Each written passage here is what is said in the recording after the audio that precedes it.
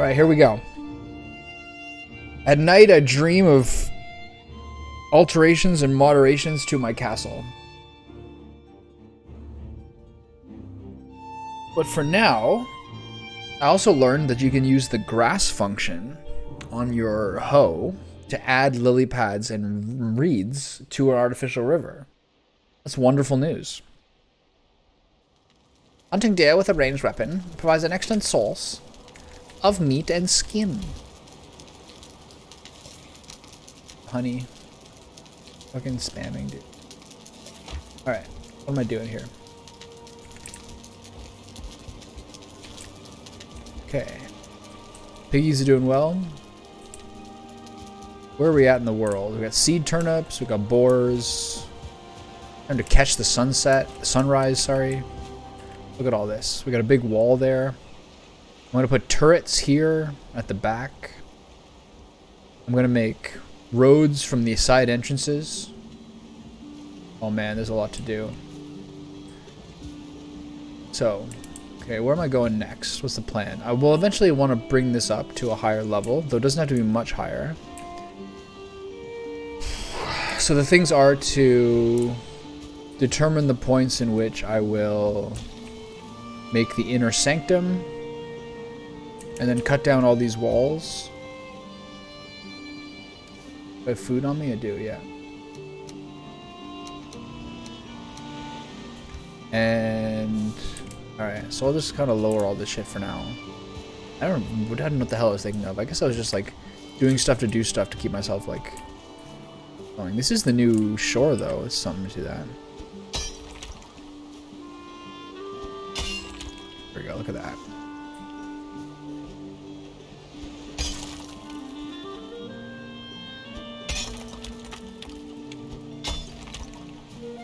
It's never as even when I do it as the videos would have you believe.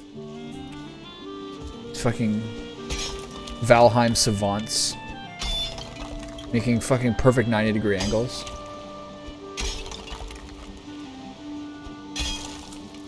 I feel like I have sun glare in my eye from a video game.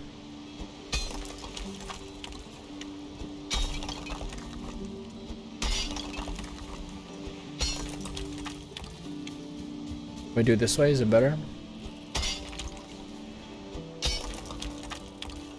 Really? Music skipped. What is this, a CD?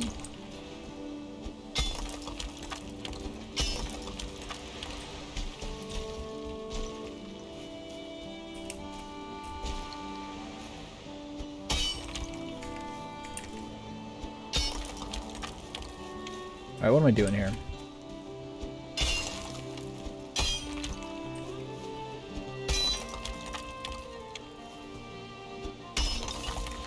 So that's how much it brings it down per attack. I haven't been watching any NALCS this year, but whenever I look at a 100 Thieves game, Doublelift is like really fed. So he's still got that carry mentality. I just watched a clip of him one-shotting Sivir as Caitlyn. He did Gale Force auto attack when he had Rapid Fire Cannon, 6 items, and Elder Drake. And it did like her entire health bar, and then the Elder Drake buff killed her like a quarter second later. Most of the time I see 100 Thieves games, he is really fed. And it seems like Tenacity is the one who's not doing terribly well, but that's to be suspected. He's a rookie.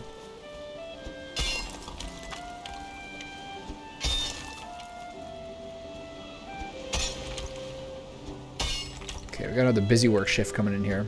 Even more of a busy work shift than last time. At least last time I was building fucking walls. This is gonna be all that shit.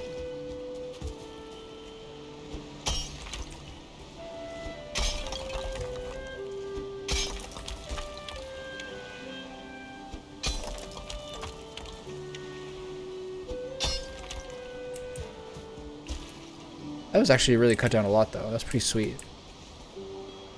Low on stamina like always. How many Queen's Jam on me this time? I don't even have food on me. I should have some.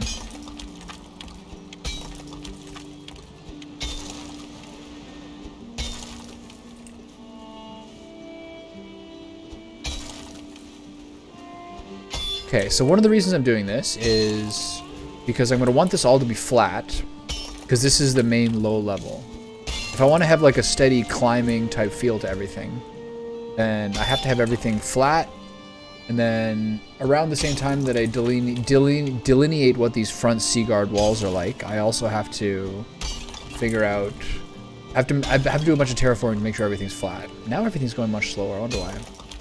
Maybe because my angle is not as comparatively lower.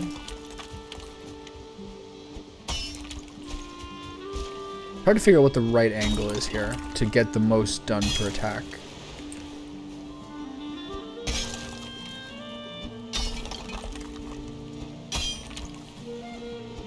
Wouldn't it be interesting if the stronger your pickaxe was, the more it would take it down?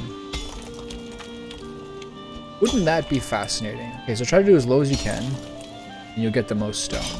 Technically speaking, if you chop it more times, you'll probably get more stone yield. I expect that's the way it goes. It's just like a random percentage chance. It's not worth the time. That's like too much, like, I've already wasted time doing all this.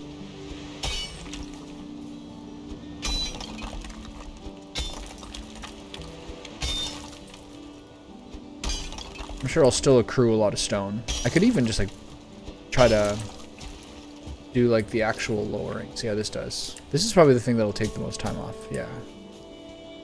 Oof. Gotta get some foods.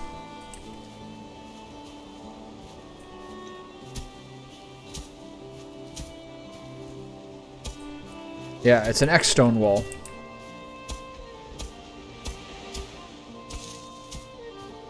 It's funny like how unpredictable some of this stuff is. Like when it's gonna like take down like 2 tons of rock and when it's gonna just do nothing at all. See now? It's out of stuff. It's nice for a while. But it feels like as long as you do a new angle with each one.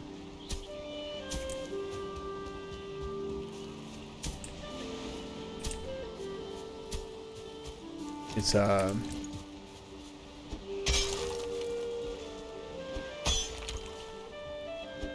seems like you get a little more progress that way. Progress.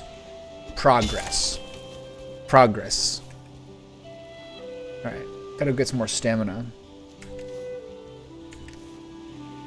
Time to get the muck shakes and Queen's Jam going on. Lord knows I have plenty of both those things.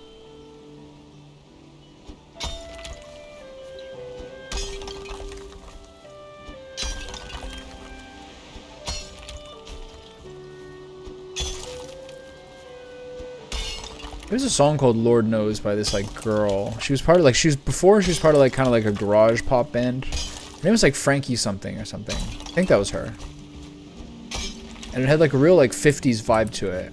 And the chorus is like, Lord knows I heard my love. Boom, boom, boom, boom, boom. It was kind of like sounded like Crimson and Clover or one of those old school songs. I really liked it. I listened to that album a lot. That's pretty good. Look how much take out there. Oh yeah. I love it. Alright. Time to stop dicking around and start get some stamina food. As soon as my stamina recuperates itself enough to allow that to happen. There we go. Please no. I'm almost there. Okay, there we go. Nice little slide down the wall like I'm doing some snowboarding.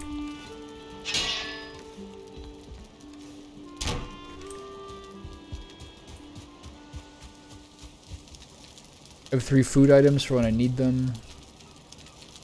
Take 2 of these. 2 of those.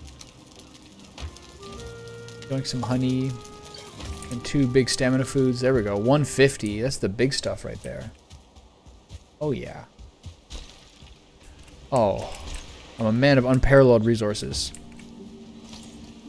Boink, boink. Boink. Okay, so this wall I'm going to roughly keep because it'll still be kind of my beacon for where the other shit's going to go.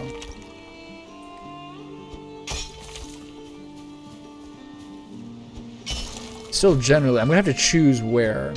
So I guess somewhat arbitrarily, unless there's some sort of like ley lines, some points of world that are exactly what I need to consider. But I'll have to figure out what I'm gonna do, where the inner keep goes in. But I think where the lines are now is basically fine. Ooh, a fishy. Pike committing seppuku. It's funny how there's like 3 different words.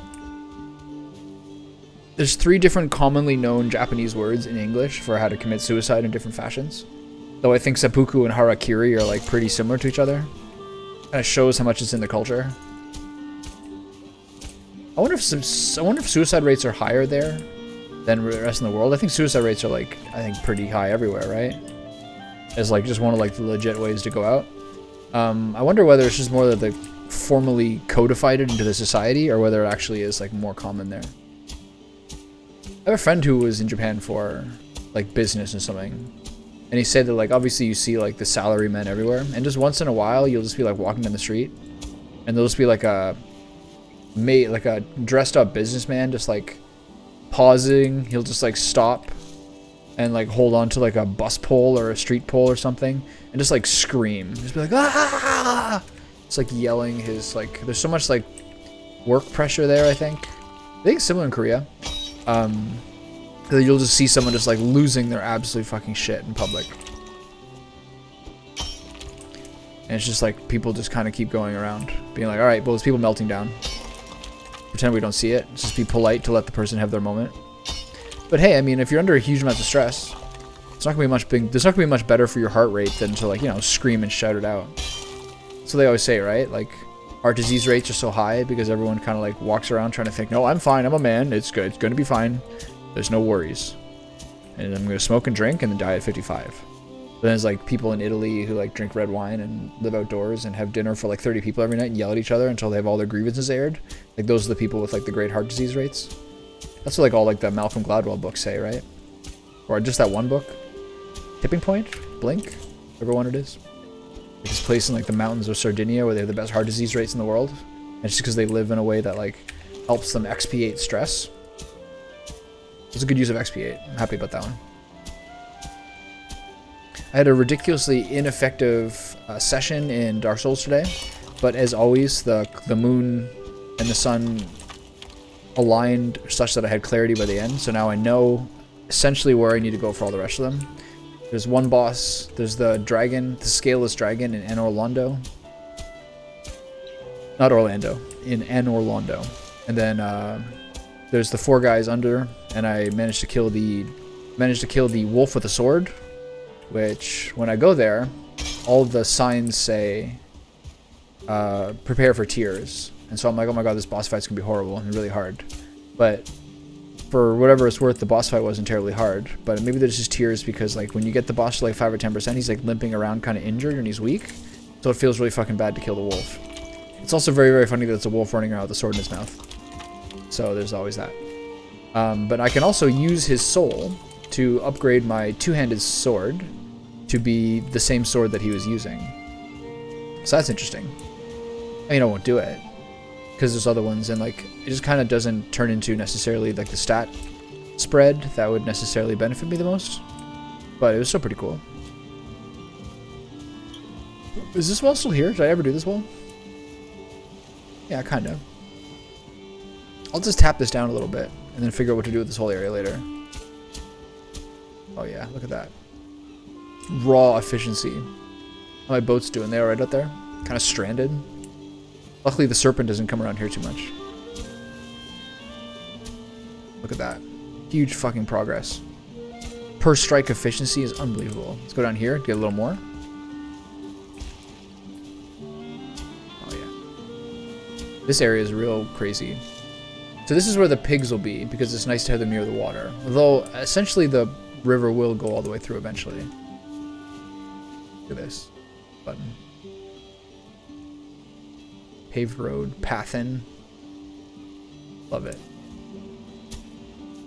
But yeah, eventually I found out where it seems like the rest of the bosses are. But I need to find a divine weapon because I accidentally, on the advice of someone in my chat, reverted my only divine weapon to a non-divine state. And I don't know necessarily how to do it. But, you know, we'll cross that bridge when I come to it. Fine. Totally fine, Smile. What's happening here? No, you go up. Okay, so this is all pretty messy.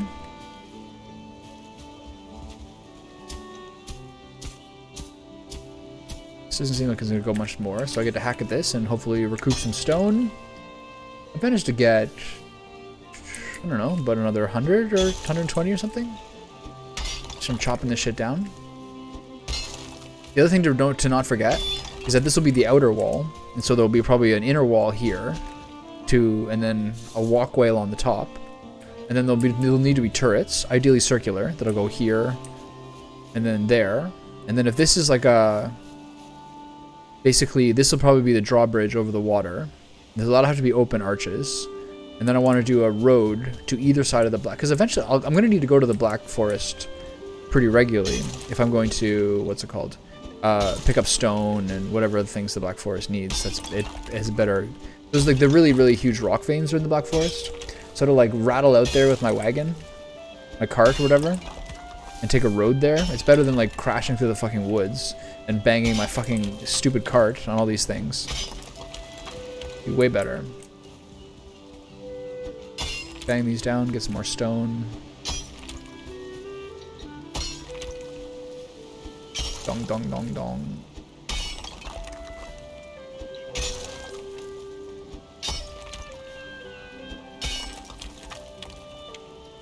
Okay.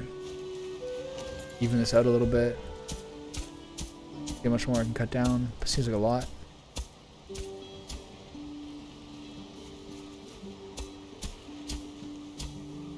All this doesn't have to be... I will make this all pretty flat eventually, but all this doesn't need to be necessarily super flat. Oh. Too much. The surging tides are, again, entering my life.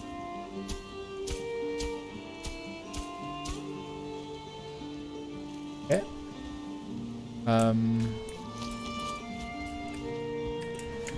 Eat another piece of honey, which I don't have.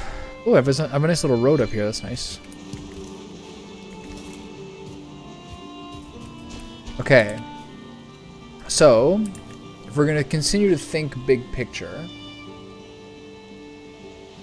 it's now essentially time to decide. I guess maybe tomorrow. But it'll soon be time to decide where the inner sanctum walls are. But I think generally I'm fine with the way that it is. But I'm going to need to sort of like derive new information, at least initially. But that's the thing. There's going to be a big difference between first look castle and then what it'll look like once I have like late game stuff. So this is going to be like the stone and the iron, etc. But like, to what degree am I going to have like my inner like house and everything done? Not really going to happen. So if I go up here at these high points, how does one determine? Well, for one, I have to figure out the angle.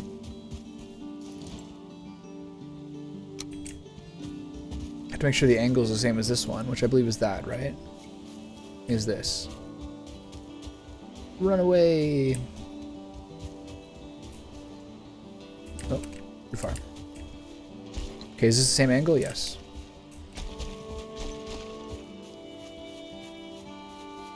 See my ship just bobbing over the wall.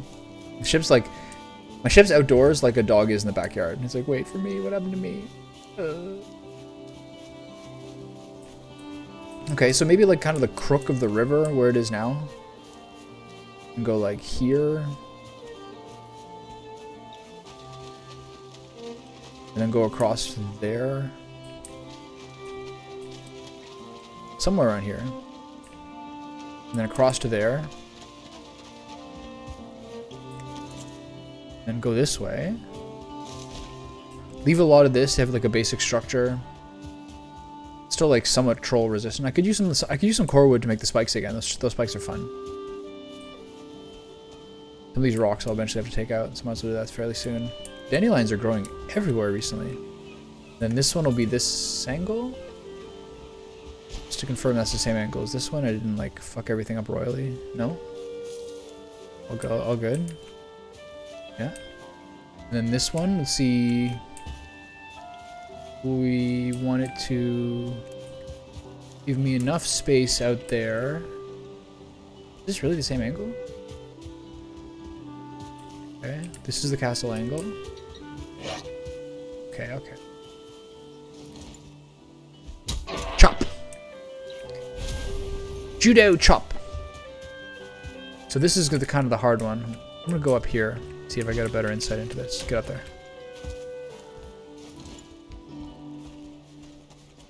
I used to have torches up here back in the day. But this angle's a little fucky.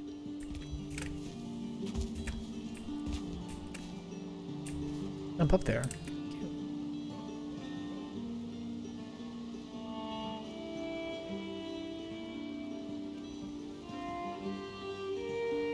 Okay, this is where like the actual shape of the place changed. I keep being in disbelief. This is the angle. Like I could have done this one this way.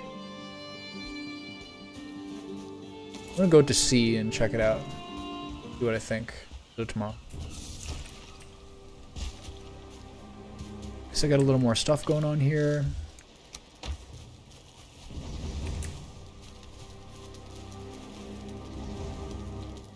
Come on. There you go. That fish in here. I guess animals count as fish in this world. I guess I'll hold the stone because nothing else worse, nothing better to do.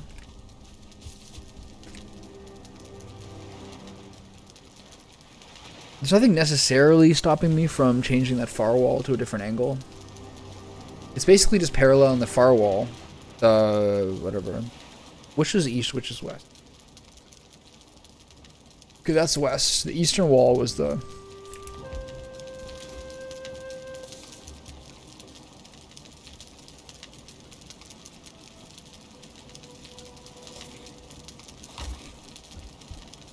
Okay, how's this stuff doing? How's this stuff looking? Seed carrots, the seed turnips are all got their mojo working. Love it. Okay.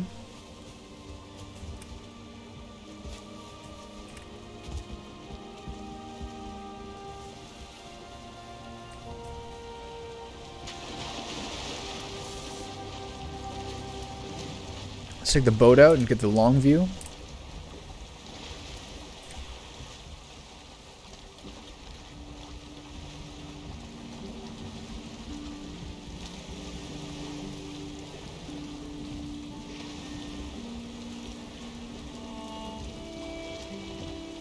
Wish you could put sails up and go backwards somehow. Think about it.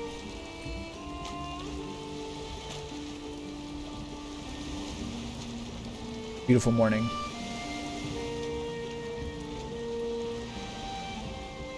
That wall looks so thin. The earthen wall looks so much more substantial. Go this way a little bit. Fully zoomed out I am, right? Yeah. There's actually a better angle to go here.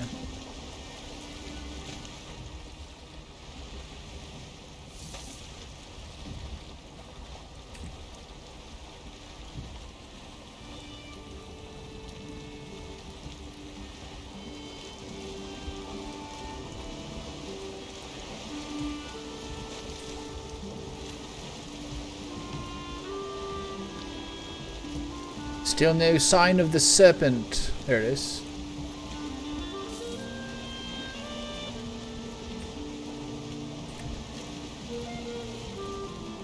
I love that he lives here.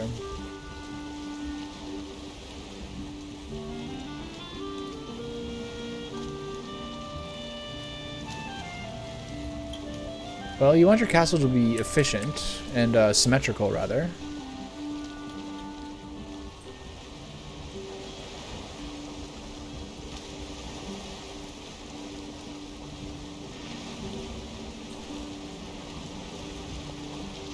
Things seem to have disappeared into space. There we are. The graphical settings thing? We should be good, right? Alright, simmer down.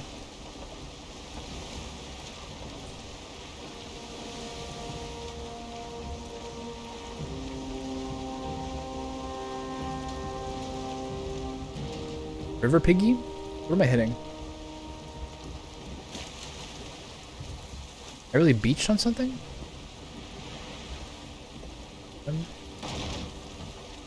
Alright, I can deal with a half point of damage there.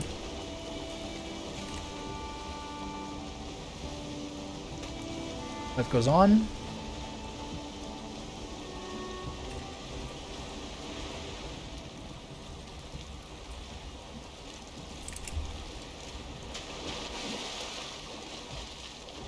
Is that the wild hungry piggy? So that's the one that like is formally tamed, right?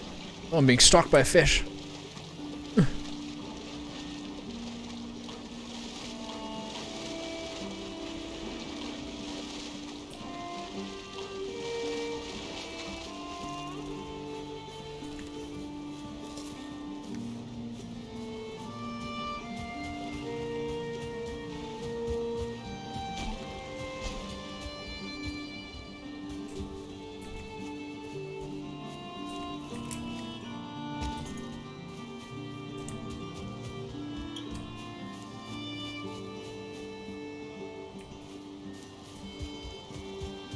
If this is the angle,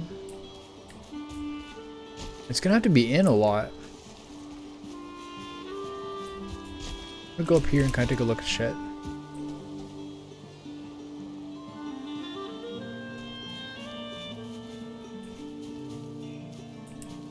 Well, I guess the thing to discover is if this is still the entry point, you gotta figure out where the axis is and drop it like here.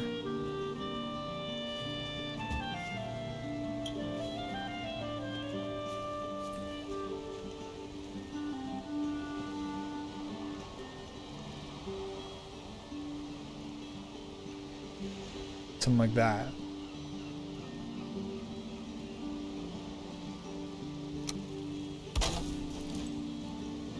I don't know. That'll be hard. I'll have to figure it out once all this stuff's in here. And so how reflective of the other wall angle is this one? Still probably not at all, right?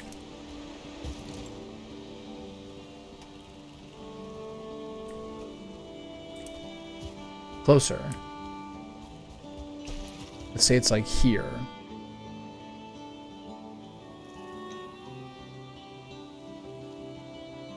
Alright, well these are going down.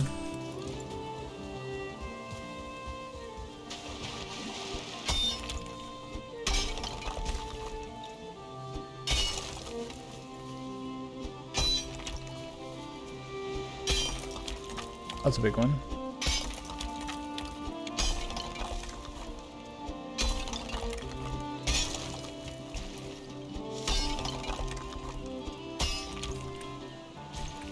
How are you guys getting out of here? Is this, right? They're running up this hill? Can I get this feller back in here? Alright, simmer down. Alright, go. He's heavy. Here, piggy. I mean, the other option is like literally to slaughter, so let's get you through here. Alright? Yeah, you're good? Got it.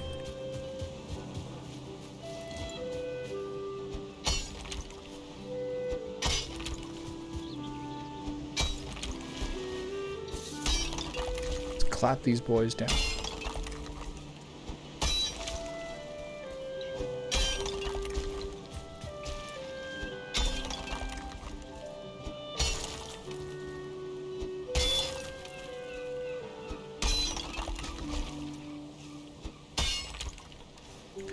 Inventory's full. Make some stone piles back here. I still have my stone piles back. Missed you guys.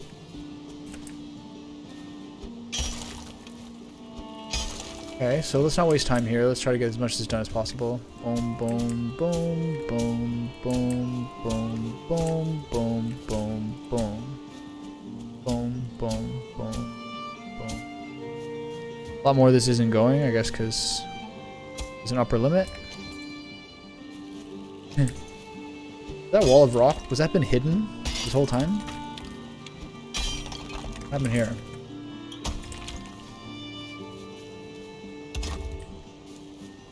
What happened there?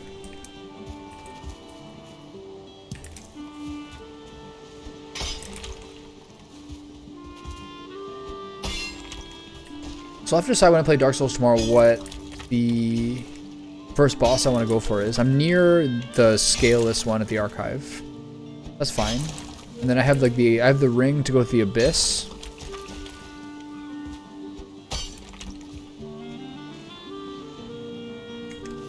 Food's fading. It's not like the middle of the day, so I'm trying to get that big, hot, sweaty work in there. Ooh, yeah.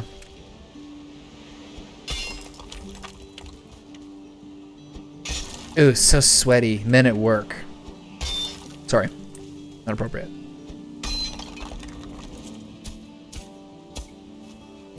Dropping all my defenses. I better get to work the next couple of days. Obviously now is when like the troll invasion comes in. Just wrecks my shit down to the fucking... Pulverize it to the ground. It'd be funny if you sat down and retained your stamina faster.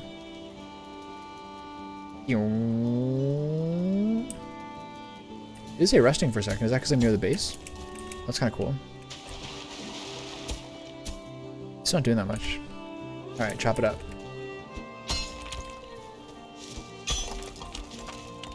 I started a friend of mine today, and we were talking about like video games to play. I think he mostly plays like Switch, etc. He says like 3 of his favorite. He says like basically even more than like fun, immersion is like his favorite things in games, which is pretty interesting. I like that thought. And he said 3 of the games he's played, the games he was citing most recently. He's asked me if I played Persona. I'm like, no, I have it on Steam. Like gold. I have the golden version of 4 and 5. I was like, I'll probably play them. He's like, the 2 of those together will take you like a fucking year. But he doesn't know. He said that Persona 5, Horizon Forbidden West, and Xenoblade Chronicles 3 were like the 3 games he was citing about enjoying recently. And those 3, I was like, holy shit, those are like... Not time sinks, but those are games with like a ton of do, with really, really long play times. And it's kind of interesting to think about it psychologically. Like I think about a game like Xenoblade Chronicles, or Persona 5, or Horizon Forbidden West, but Horizon like feels more to me like a map full of stuff to do that you kind of like dutifully complete, whereas the other ones I think have a little more like, I don't know, art to them, I guess.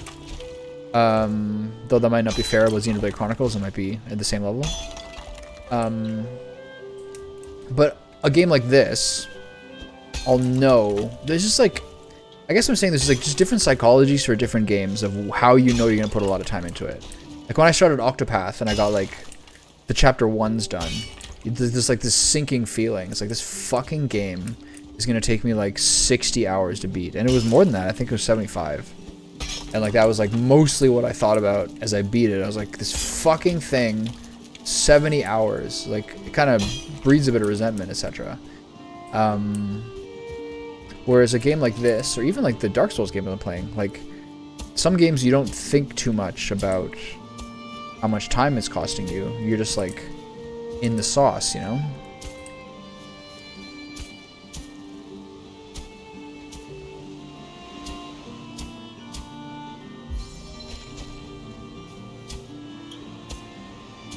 Seems like clapping at the top is most effective. And now this isn't going to do much. Yeah, but you can shear off the tops pretty effectively.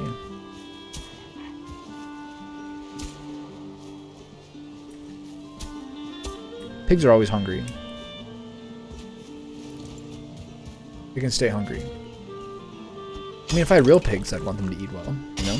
If I had real pigs, my pigs would eat like really well. I'm not saying they'd eat like bizarrely, but they'd eat a varied diet. Because pigs are like pretty human-like in their intelligence and ability to sunburn, which I think is like unique to them, or maybe them and a very select few mammals. They're like bristly and like cheerful. Mine would have like olive oil and walnuts and fucking beers sometimes. Get drunk on the weekends. Not drunk, but you know, my pigs would have like be able to have some beer, some stuff like that if they wanted. They'd eat, yeah, olive oil, walnuts, berries, fucking various root vegetables. I don't think they eat meat unless you do some like Gary Oldman Hannibal shit. Yeah, they'd taste good. And they'd eat well. The 2 most important things in life. I wonder if like people with a delicious diet taste better than people who don't. Surely they must, right? Like if, like, forgive my indelicacy, but like apparently like your cum tastes like much better or worse, depending on like your diet and lifestyle. Like if you smoke and like fucking eat shit food, like it tastes pretty bad apparently. But like pineapple and like other delicious things like that, like the greatest tastiest things in the world, make a difference. Surely it's the same for like human flesh. Like if you eat a lot of fruit, probably more tasty as a person.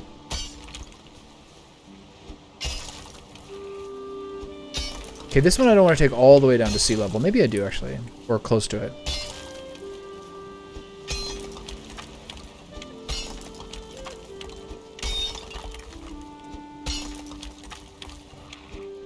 I'd be pretty pissed if I was a girl and like my boyfriend had like gross tasting semen because he smoked or something. You're like, dude, I'm fucking ingesting your byproducts. Just because you don't care about your body doesn't mean I don't care about mine. It's like secondhand smoke, but like more intimate. I'd be pretty mad if that happened.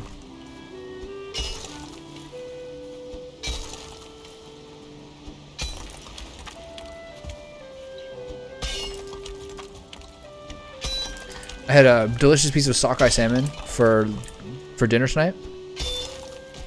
I didn't have a lot of the things I normally put into it when I make a salmon tartare. So instead it was just olive oil, sesame oil, soy sauce, a tiny bit of ginger, and salt and pepper. Pretty good. The shallots are like too much oniony aftertaste, I find. I wouldn't really miss them. Chives, etc. I would still like consider doing, I guess. But the more that you do it the Asian style, the more that like, it'd probably be better if I honestly did like fucking, I buy avocados sometimes and I make them my breakfast. My breakfast is already like pretty substantial. I should even consider doing sort of like basically like a salmon avocado roll, but salmon tartare. Because I already have rice and like could choose a vegetable, and today was broccolini. Broccolini, if I made broccoli, I would roast it in the oven with olive oil and salt and pepper. But I made broccolini and I sauteed it with butter and put salt and pepper in the pan. And it is so sweet tasting. I saw this in some Gordon Ramsay YouTube video I was watching recently. And I was like, because he's making some sort of like Asian street food dish. He used broccolini and I'm like, that looks so tender and so delicate. And it is, it tastes so good. So I think it's better to saute. I don't think I would roast broccolini the same way I do broccoli. But again, like, I don't know. I guess I would rotate between the two, but that broccolini was really fucking tasty. I'd probably get that more regularly. Maybe a little worse value though. I probably paid as much for one as I did the other, but you get like twice the food with broccoli. Either way, it's like what, $4 for like your standard double head, whereas it was like way less food. That was good though. Yeah, maybe I'll do like salmon and avocado mix. But then avocado with soy sauce? I guess salmon avocado rolls like that. Just seems weird.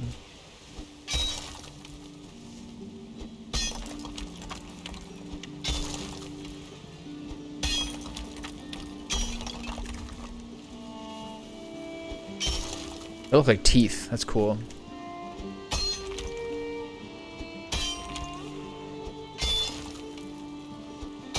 Will it go down further if I chop it this way? Alright, I can probably get a little more of this in there. There you go. Progress again. Get to the lowest point. Maybe that's too low. Actually, probably getting to the lowest point is like going to save me time in the long run. This is like my big fucking terraforming tutorial.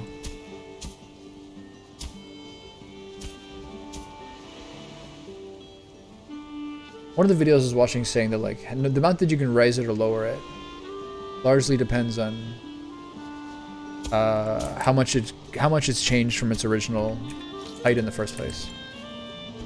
So something we have to be wary of is the fact that like this shit is gonna rise up into my base sometimes unless I have a proper height to everything. So once I get to like the actual like flattening and terraforming, I'm gonna have to make sure everything's at the proper height so that it doesn't surge up into my base. That looks pretty weird. You don't want that.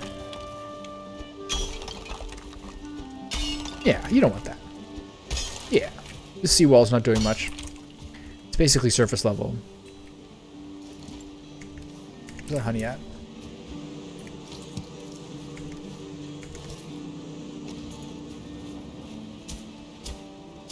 Feels good though.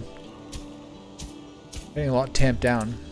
Once you build those walls up, you feel less bad about like how much nature you're despoiling. And now you're like kind of like focused on like the flatness.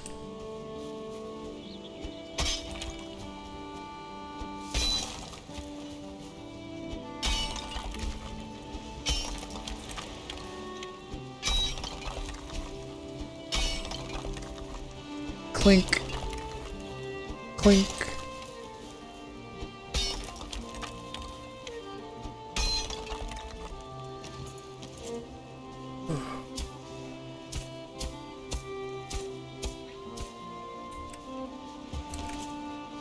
I took a spoonful of black seed oil today.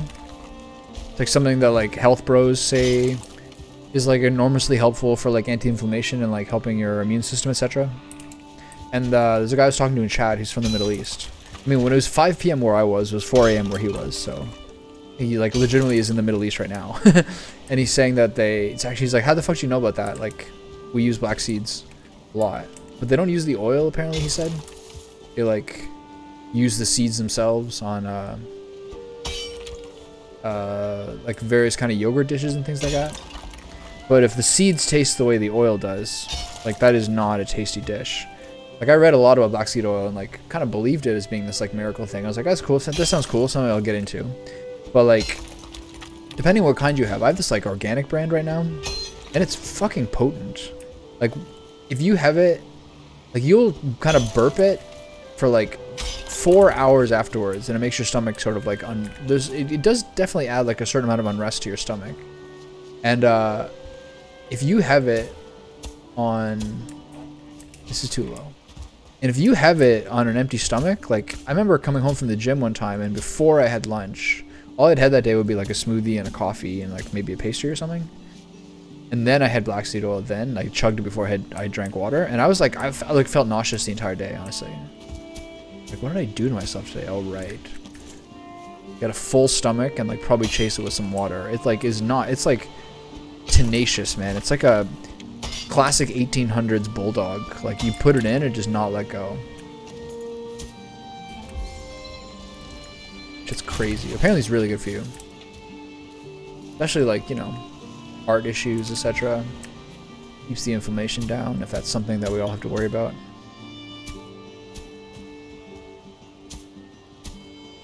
I don't necessarily like run my life about it, or like let it take up too much of my time. But like, I definitely follow people on Twitter who like make very vociferous cases that like specifically the mRNA vaccines were like a failure and like barely even work at this point. Don't work on new variants, and like I don't know. A lot of times they cite it as like things that are like causing a lot of outsized deaths. And one of the points they make that like actually feels like the most compelling to me is how many other countries in the world that aren't the Western countries didn't use them. And like the West is where the highest amount of excess deaths is. That's a very compelling case to me. Like vaccine fear-mongering is one thing, but this is like, a lot of people say this isn't even like really a vaccine. It's like a, what do they call it? Whatever it is, it's like a fortifier. It's like a flu shot. Anyway, that, I don't want to get into the whole thing, but that argument of like how other countries across the world that we kept all the mRNAs to ourselves in the West, and then other people like in Africa and shit like that got like some ghetto version or like some Chinese version or Indian version or something. But like maybe they're better off. I don't know. You know, if it doesn't work, it doesn't work. Or it's like, if it's ineffective, it's ineffective. It's like, if companies continue to not adopt them, that's a pretty strong argument. That's the kind of stuff that's weird.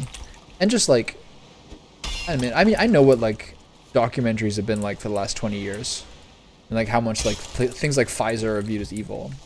And to watch like the same group of people who forever were like, don't trust these like horrible big pharma companies, like suddenly become like the most rah, if you don't get this, you're like a selfish bastard. That's like a crazy turn.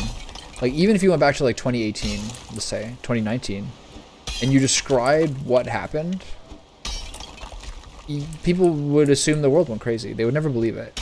Like the sequence of events of what people said what when, it's just, I guess a lot of it is like fear of the virus, etc. But like in terms of like what people's views were, especially like young people, of like everyone would watch these documentaries being like, the corporation is actually clinically diagnosed as a psychopath and Pfizer's the worst company in the world and all these things. And then for how much things would have changed afterwards to like, I was looking at like some of the actors who were in Avatar 2 afterwards. And the guy who plays like the only human on Pandora, like the little kid, the blonde kid, It's like on his like Instagram bio is like what shot he got. It's like crazy. I don't know. I guess people would call it virtue signaling, but it's like a crazy fucking thing, man. I think the world just like went crazy the last 3 years, but it benefited a lot of people. I'd say more people, unless you had family members like directly affected by it or your small business was lost. I think for most people, the world kind of slowed down to like the tempo that more people would prefer the world had been at all along. Like, yeah, it's not been good for like the hyper productive, like the people who were like really in the fucking mix and have been in the mix for years, like at maximum pace, and that's the pace they want to be at. But I think for the average person, someone like me, I haven't had like average behavior. Like I'm less engaged in the world than most, so I wouldn't say an average person. But I think for a lot of people, they're like, hey, it's kind of like the world to have kind of lowered expectations a little bit, less rat racy stuff, less like, I don't know, a lot more reevaluation. I think those things are ultimately good for a lot of people. But that might be like a privilege thing. Like those might be people who are like,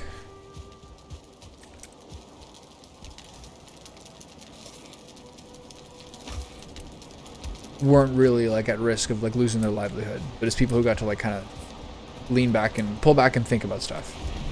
But whatever. You're only like who you are within your community. You can only speak with the context of what context you've been through.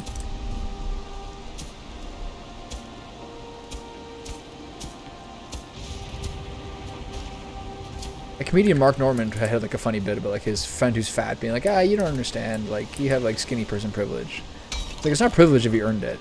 This is like a diversion. This isn't like necessarily a point from before.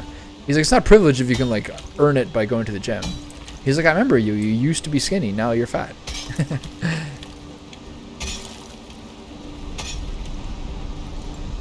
My angle on all this is the perfect body is having a lot of muscle tone, but you still have the belly.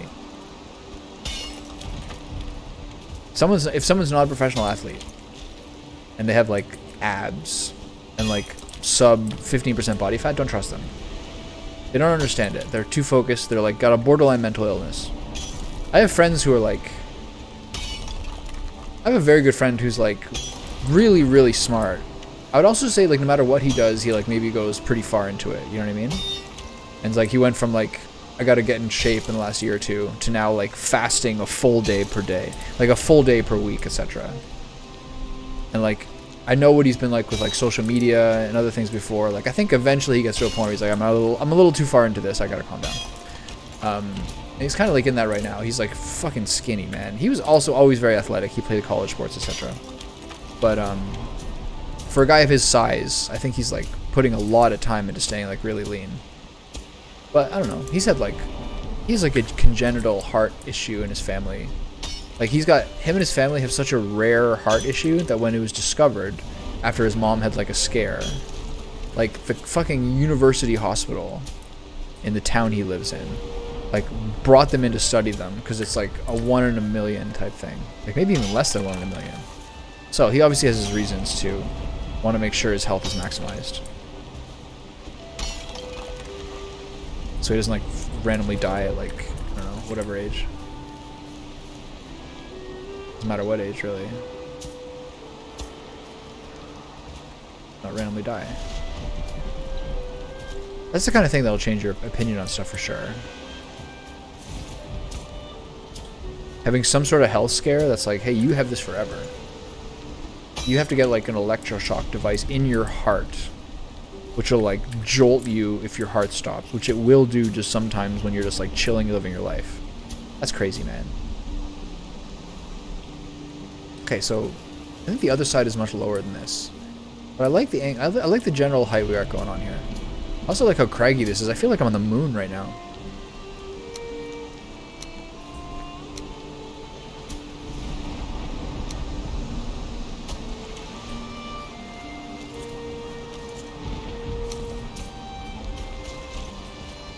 So I think this whole side needs to be raised up a little bit. I think we know that just from the fact that there's fucking seepage.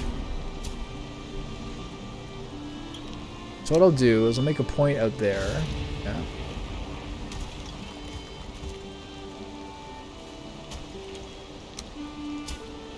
Raise everything up.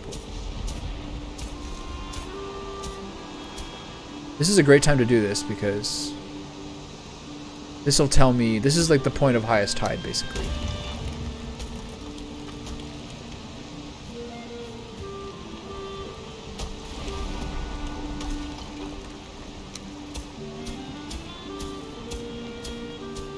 So this gives me a sense of where the seepage is going to be. Drainage line.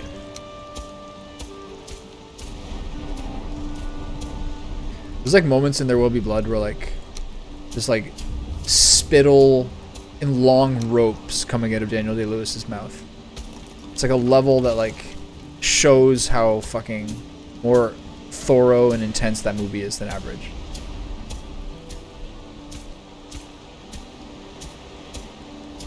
He gets up like so hungover, but he's like so used to being so hungover, he's still like a practical man.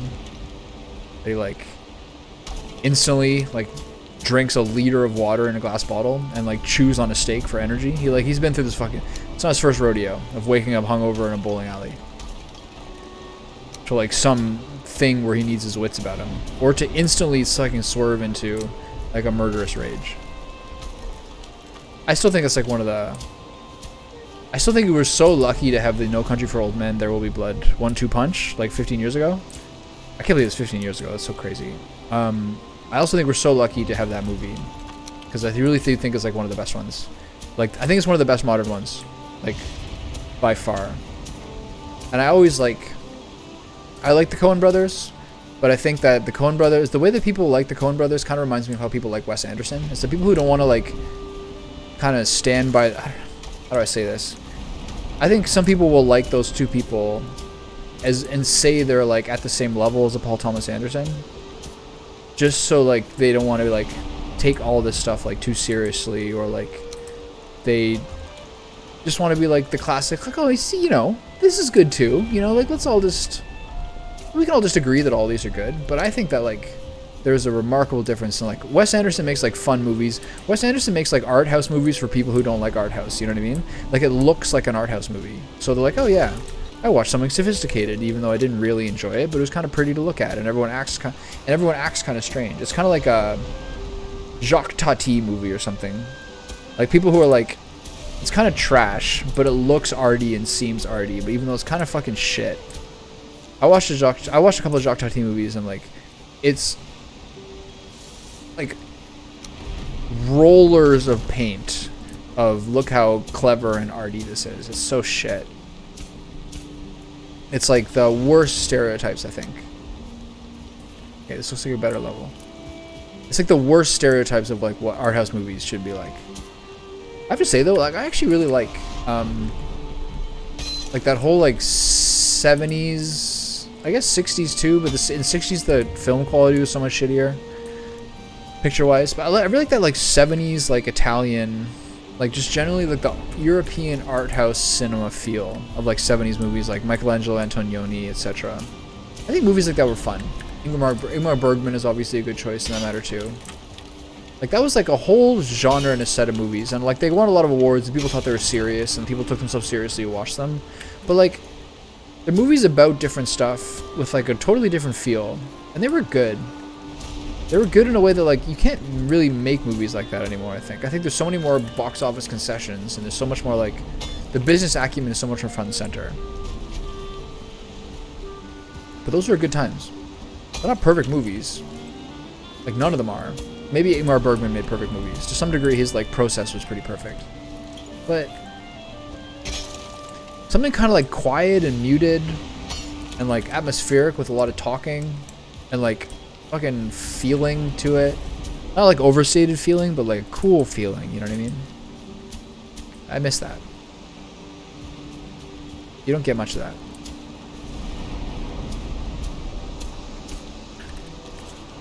I saw something on Twitter today. It was like someone took screen caps from The Northman, the Blu-ray version. And the director's a guy named Robert Eggers. He made The Witch and The Lighthouse and now The Northman. Then apparently he's doing Nosferatu with Willem Dafoe, which again, sick. I think Willem Dafoe made another Nosferatu type movie like 20 years ago, where like I forget what it was called, but it was like this real question the whole movie, or like the premise of the movie is they got an actor to play Dracula, but it just actually fucking was Nosferatu in like a weird kind of strange European way. I saw it. I don't remember much about it, but it was cool. Anyway, so the Blu-ray of The Northman, and maybe The Witch too. I think they're one of the screencasts from The Witch, or maybe it was a Northman part that I don't remember. Anyway, basically the director's commentary is him being like, I fucking hate this. Like, we stayed on this shot too long. This is way too arty. I hate this. Like, this is like this rain in the fucking lens. God damn it. And I think that's really funny because I think there's like a reality of art, especially an art with so many people in it, like a movie, that like you just basically do the best you can and get like the best shots you can in the time allowed. But like you're not really fully happy with anything. And like some things go pretty well and you're like, alright, we're pretty lucky that went well. But there's so much of it that's like you do the best you can. That's something I've started to realize too, like listening to like interviews with like painters and book authors, etc., everything. I guess musicians are probably qualifying as the same. Is like you just don't ever fully get happy with anything. You just choose the time to let it go so that it doesn't take over your life. I wrote a screenplay last year and I spent a lot of time on it. And I'm at the point now where I have like guilt in my head that I should do something with it. But I don't find that I can particularly write inside of a city. And I'm at the point now where I'm kind of like far enough away from it that I should just probably get someone else to start doing an edit on it for me, because I edited it all summer and was like really getting bored with it. And it's definitely at the point where like, all right, this is like too far for me to like still want to do. It was kind of like, I guess, in the same wheelhouse of ideas. Oh, look at that. Full lightning. Oh, I guess that was the sky clearing. All right. So once I get this wall down fully, I do want to keep this part relatively even. So let's keep it even around these things.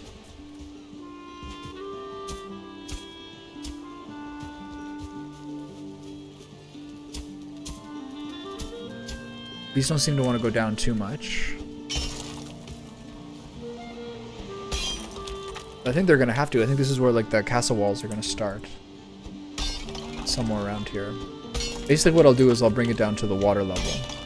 That's the next thing I have to worry about, is the water level.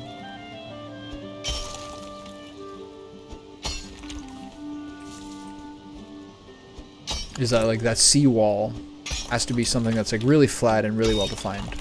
I have to get down into the water.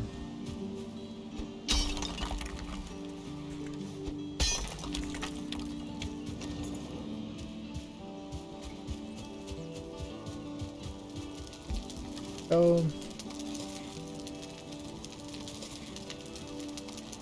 Get some food in you, bud.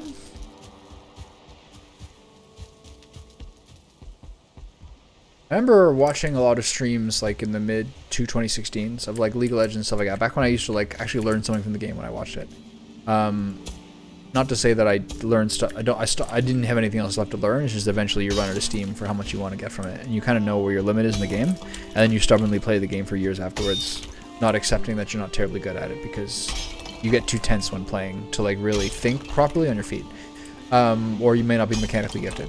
Anyway, unless you focus really, really hard. I remember Aframu streaming a lot, who I liked Aframu's streams. They were chill, and he was pretty funny. And it's one of those circumstances where, like, he starts using the word pal a lot, playing with his friends. And then I started using pal ironically, and then suddenly it gets to, like, it's like, flash forward to 5 years later, and I'm using pal to, like, strangers and, like, actual friends, and be like, alright, thanks, pal. To, like, people who I talk to, like, on the street who I don't know. So it's like this, like, life comes at you fast, this kind of moment where you think a word is like a funny, ironic word you're using, and then you're using pal unironically years later. You're still using it. I used to use it as like as a joke playing League with the boys. Playing with all my pals. And like abusing it. Abusing it as a word. And now it's like actually a word I use. Kind of like Canadians use bud. That's how I use pal. Alright, so I'm going to have to figure out a straight line at one point. And then I'm wondering if everything's flat enough that I can...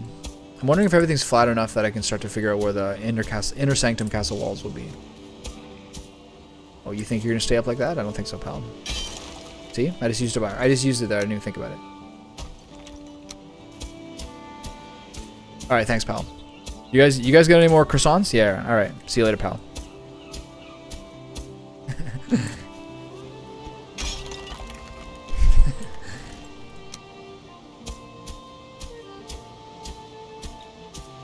I'm gonna get all this shit so flat. You just wait. Alright, so.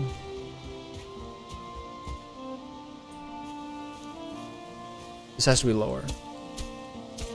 But not too low. I kind of like the seawall.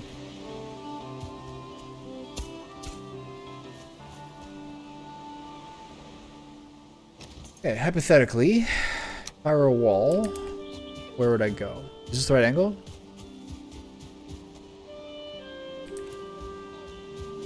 Okay, so for this side, I want it to be kind of like where the river hits that kind of arc. So let's say here-ish. This corner, let's say.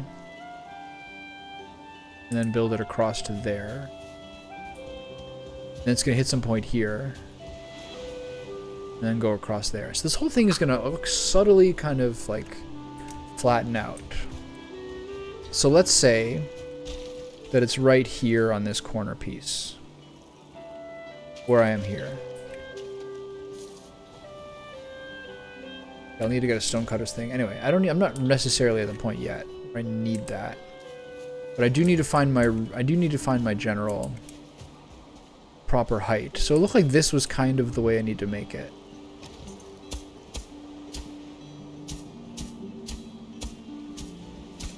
Let's try to raise all this as much as we can. I think we're more or less done with this one.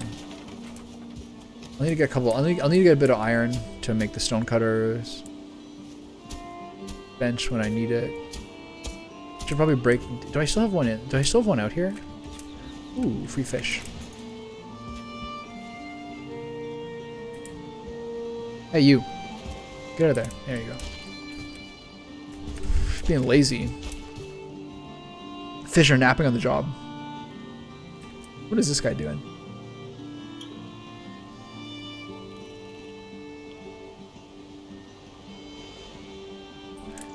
I'll also have to eventually, I suppose, if you want to repair these things, you have to basically set up stone cutting benches at equal increments so that you can actually repair this stuff. I guess within every turret, I'll put one in there. That seems like a reasonable compromise.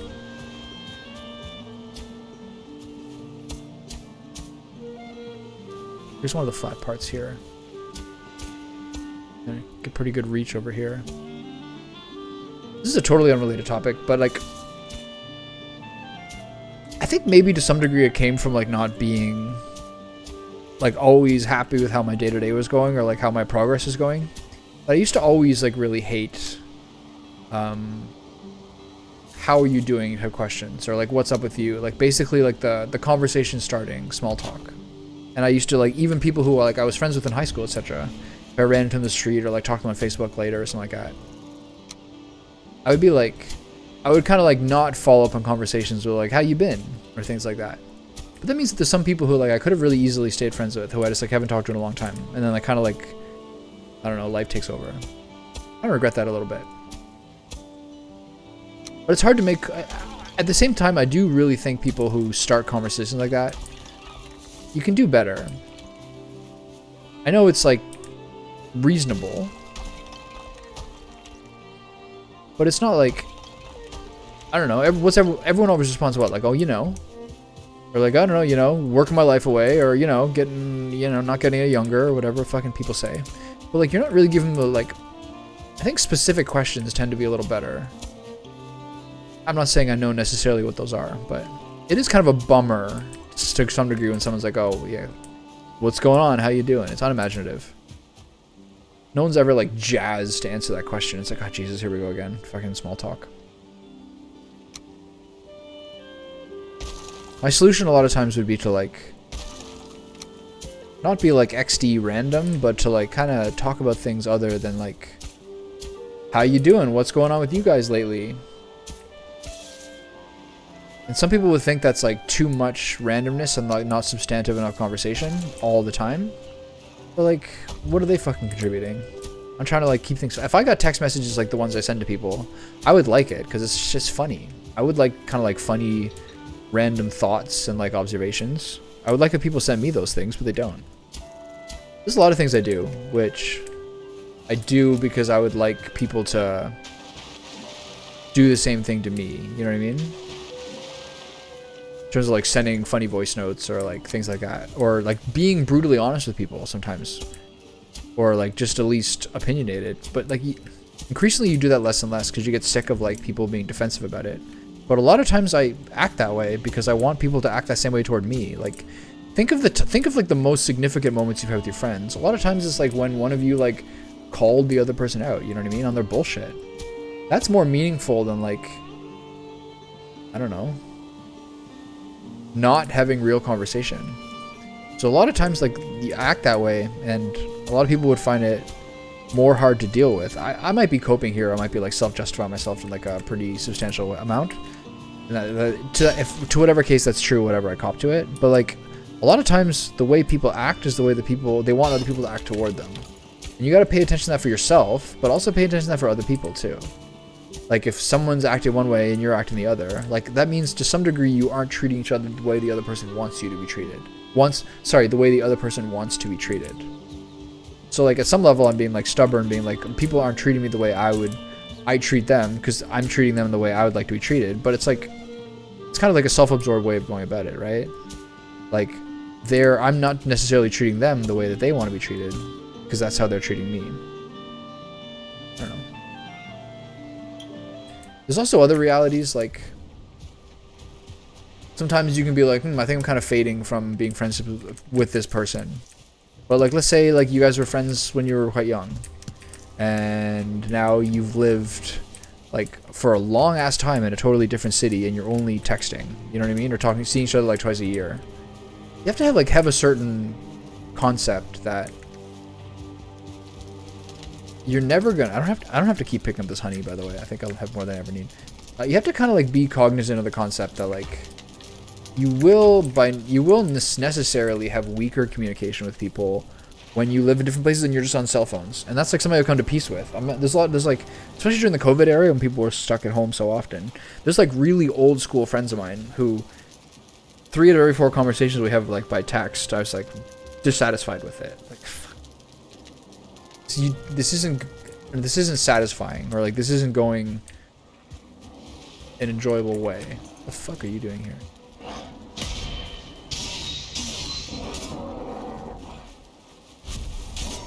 And so, but eventually, the thing that was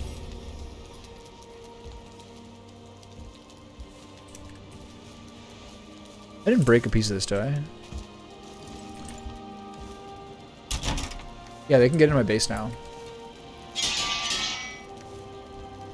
Okay, let's do a quick inventory. Crafting. Do I have this thing? Spice rack. Do I have a chopping block? Was it the chopping block?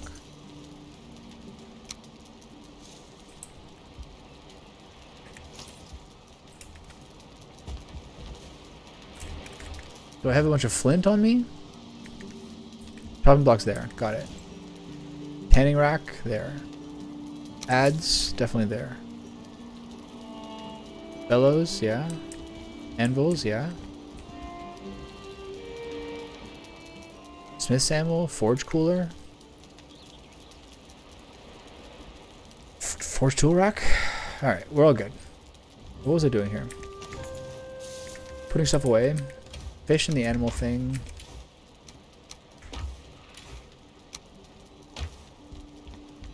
These.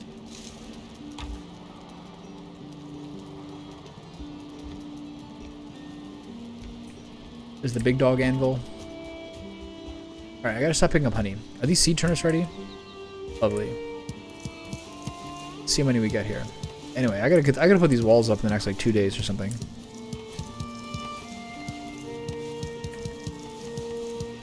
Yeah, basically what I was realizing is like I had to realize that cell phone communication is by nature a pale form of like real life interaction, and to not expect it to be the thing that floats you. You have to see these people, or to some degree, fatalistically understand and recognize that as long as you're only having cell phone communication with someone, it's not going to be adequate to keep yourselves as intimate.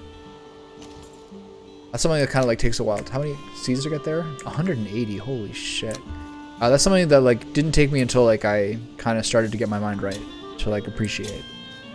Like, you can't rely on the people who you talk to regularly to be something that just cell phone communication can't provide. That also meant that like to a lot of ways I like cut out a lot of what to eat. It means I cut out a lot of like my cell phone time. Now part of it is like I have my PC back and I spend a lot of time on it. So like when I'm at the coffee shop or like when I'm eating a meal, I'll be on my phone. But like I turned off a lot of push notifications for like messaging services. Like those are things I opt into now. Those aren't things that like disrupt my communication or I see every single time I look at my phone. That causes me anxiety.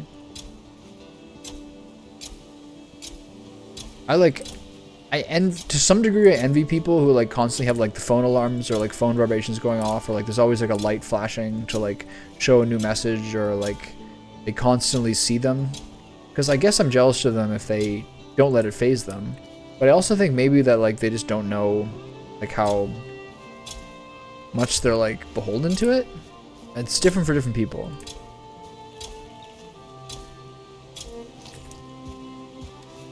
Wow, that was only like 60 of those seeds. 10 rows of 6 I think I can do right now.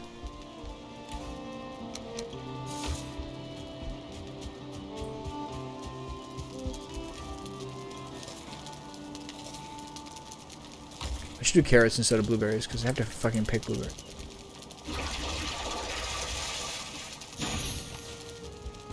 Link. 6 stamina meads. Nice. I'll keep a couple of those on me.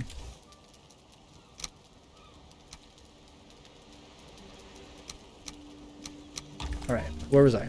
I was flattening everything out. Large form terraforming continues. Alright, so this is kind of flat, but not really that flat, but I'm kind of essentially happy with the overall level of this.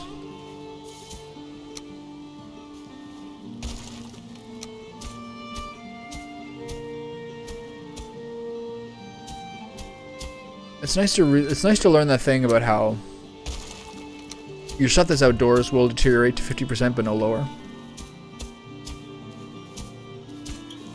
Encouraging, you know? Reassuring, I guess is the word. Okay, a lot of this is gonna have to go.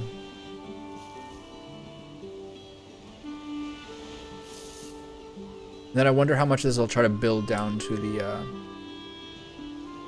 don't think it really matters. Okay, I'm gonna get a couple of pieces of iron. My shit's really fucking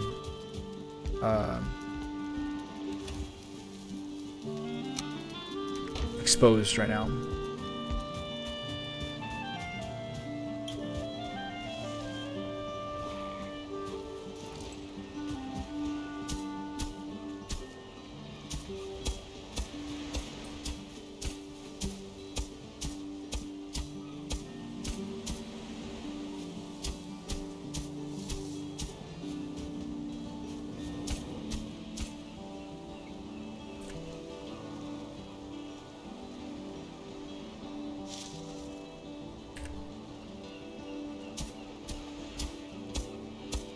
This will all have to be quite flat because this will be garden.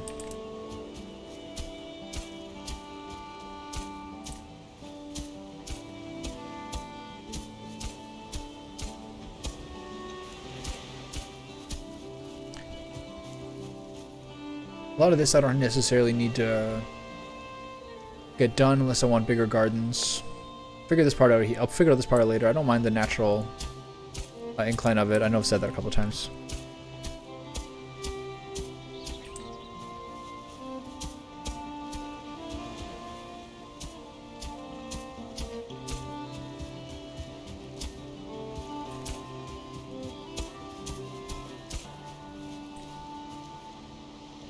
seems to be the flattest part of it.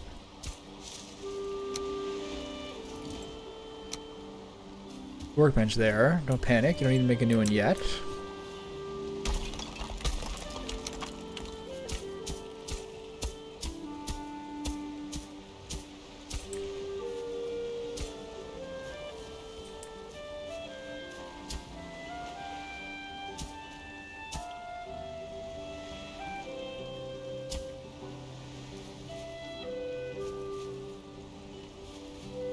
I guess this is gonna have to go at some point. I only have 2 of those, but whatever. Deal with that later.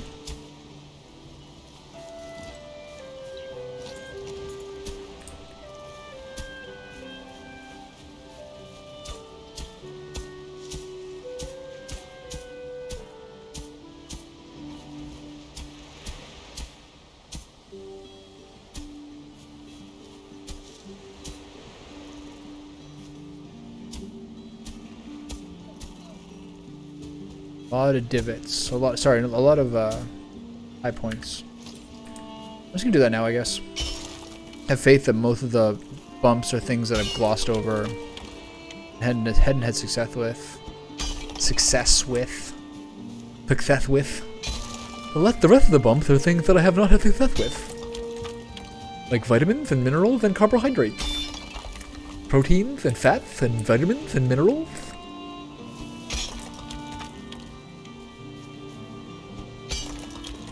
Alright.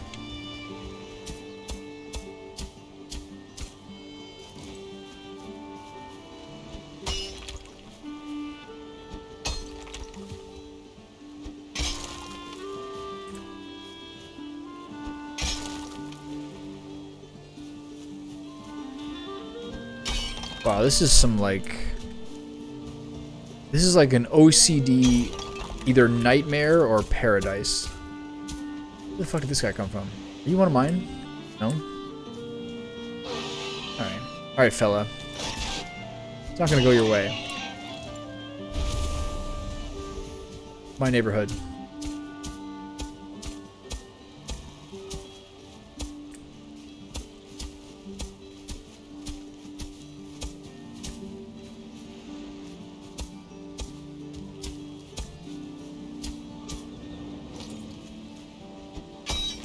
The sound that bird was making, I was like, I guess it's kind of like a shitty gull. But then increasingly when I was like in Vancouver Island, there's eagles like in towns a lot. I guess because it's a quiet, like pretty isolated place, and there's like kind of beach shores there. People go surfing there, etc. And I would see like, the first time in my life, I would see like not just one eagle flying around checking on things, but like pairs of them kind of like, you know, doing stuff. That looks like a gull for sure, but it kind of sounds like the way the eagles were sounding to each other when they were like cavorting around and, you know, living their fucking lives.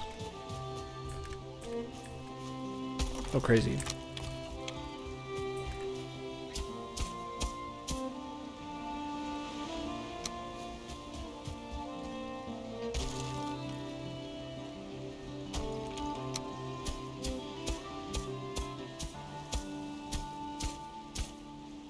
It's funny when you see like birds that are considered and framed heroically, like being things that like eat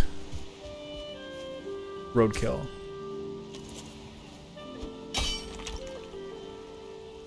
There's a lot of like really tall, those are kind of like tall stork-like fishing birds in Prince Edward Island. And I watched one get hit by a car. It was pretty brutal. I think it was a stork or a crane. Crane or a heron or something. It's rough, man. To watch the car like pull over, like, oh, I gotta kill this thing, or whatever they did. I just kept going, but it's a rough thing to kill, man. That's a big bird. It just kind of was like flying low over the water and crossed over the river, crossed over the road by like there was a bridge over the river, and then just like fucking instantly mangled. Rough. I wonder how many people like have as many thoughts in a day about like how sad it is, how like lonely and kind of fucked nature is in like the world we made for it. Like how sad it is to see like most songbirds and like birds that aren't like the city rat types, like the crows and all respect to crows and pigeons, etc. Like they're getting it done, but like There's a lot of things which are living like unnaturally and adjusting, and it's just always so sad and kind of like, I don't know if lonely is the word, but I wonder how many people think that way. Like, that there's never gonna be like coexistence.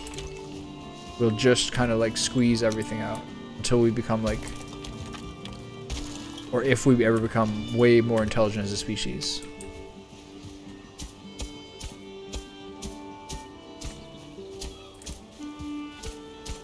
Okay, I gotta stand still when I'm doing.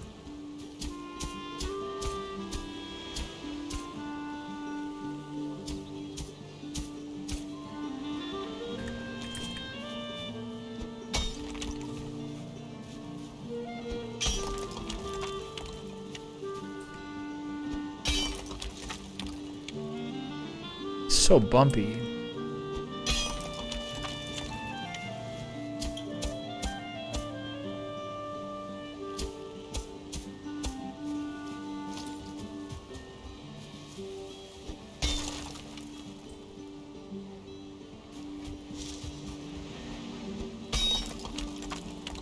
Okay, I don't think this is necessarily more important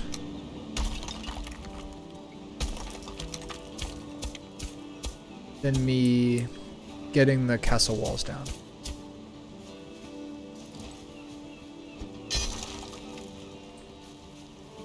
I tried to hit this in 2 different places, but it just raised the same place twice. Kind of unlucky. Hopefully this will be fine when I knock it down. It's like one step forward, 2 steps back.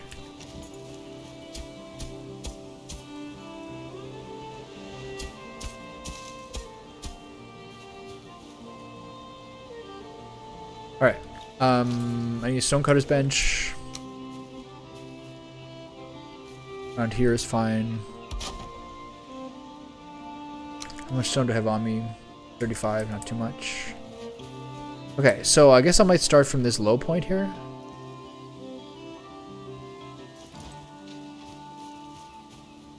I should start from the same level as everything else. I gotta flatten this bitch out.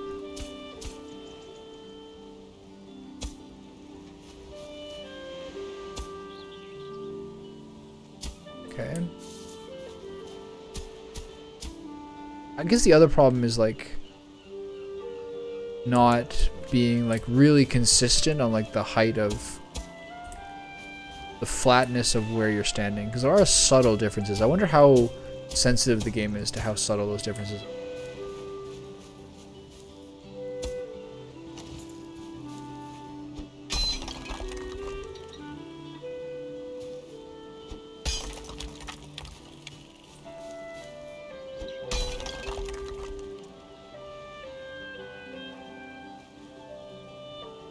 So what am I thinking, like here? Okay, this is the first area I have to be kind of anal about to make sure that it's all the right height.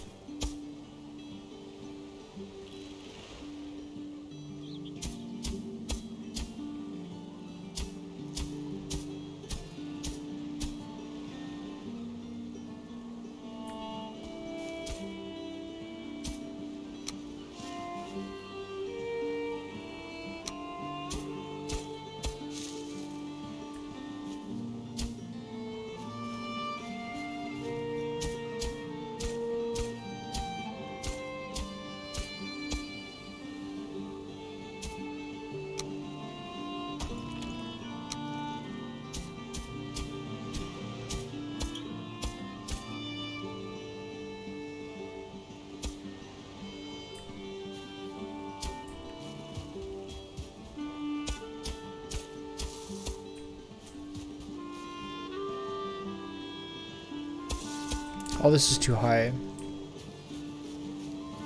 I think this is sort of like the standard height. I wish I could get like a reading. Give me an X or Y axis. Give me an X and Y axis in this game. I'd love it. I don't think X and Y axis is the right thing I'm talking about.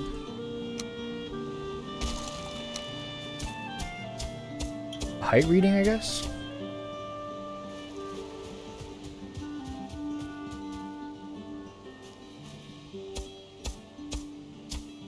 Excuse me.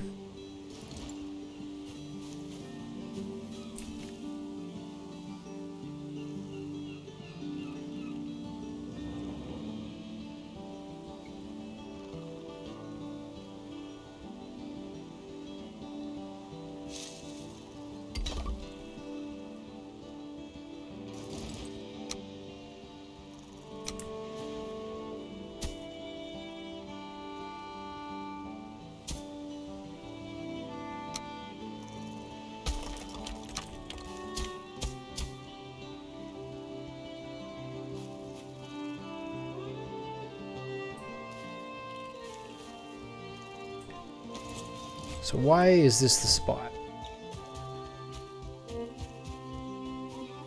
It's a nice amount of space. Could be maybe more over.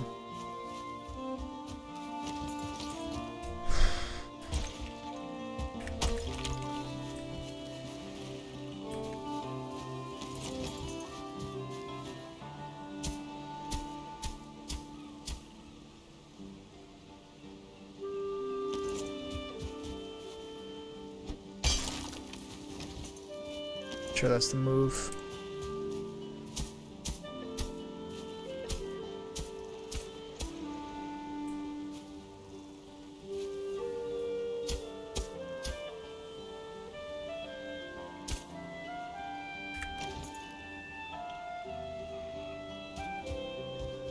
Sure, the angle hasn't changed, gotten funky.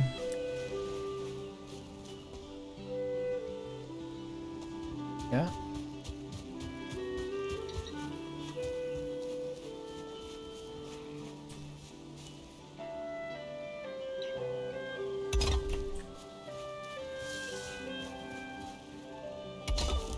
How will this look?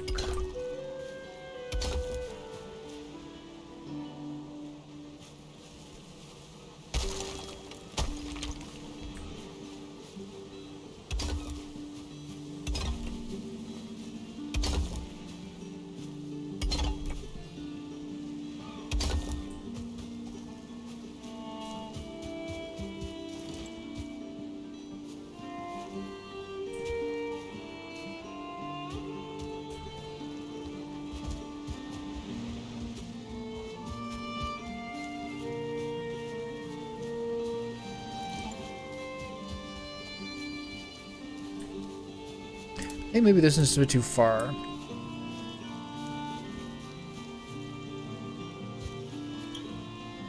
Well, let's do something different. Look at it a different way. And count how many blocks the sea guard wall is. I'm Dennis Mallister. No food on me at all. Plate of jerky.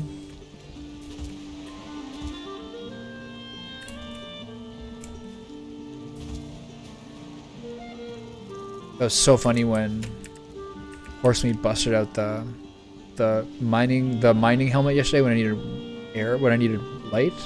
1, 2, 3, 4, 5, 6, 7, 8, 9, 10, 11, 12, 13, 14, 15, 16, 17, 18, hey buddy, 19, 20, 21, 22, 23, 24, 25, 26, 27, 28, 29, 30, 31. I'm having trouble counting them. I gotta recount them. I can do it this way actually.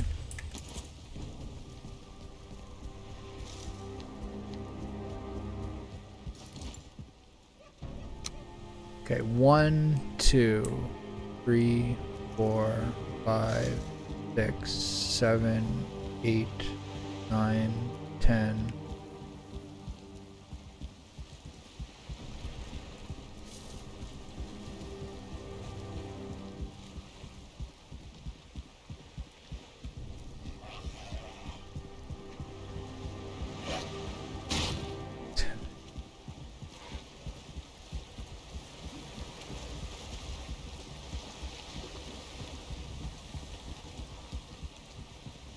Seven, 40, 41 pieces. Okay, it's good to know. You, sir, have stop it. Excuse me.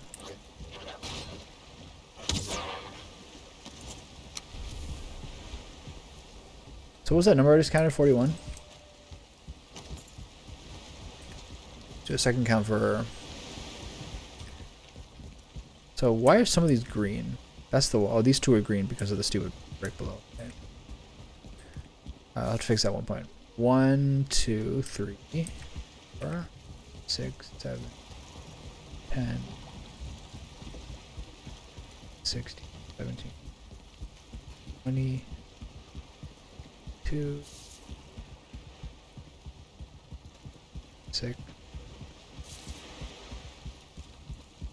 32, 37, 41. Okay, so it's 41 wide.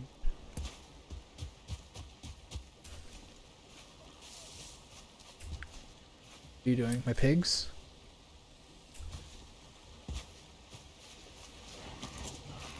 They're fucker.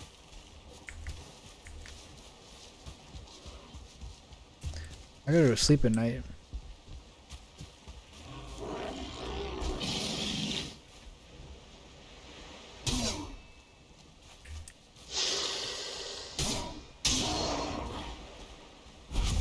Is that it? Just him? I feel like I saw another dude there.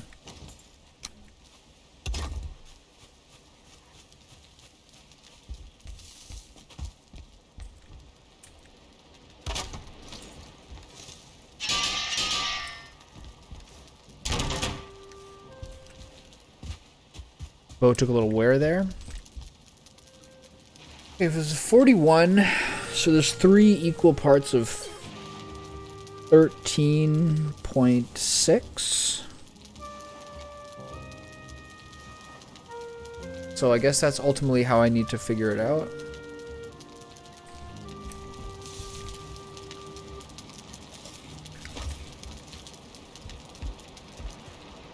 And that's how I should do them. That's how I should do the marking accordingly. They're all just like carrots, turnips, sorry. So you want to have the later segments be wider. So 14, 28. So 14, 14, 13, 28, and 41. So let's say I do the markers at 14. 1, 2, 3, 5, 6, 7, 8, 9, 10, 11, 12, 13, 14. So let's say here.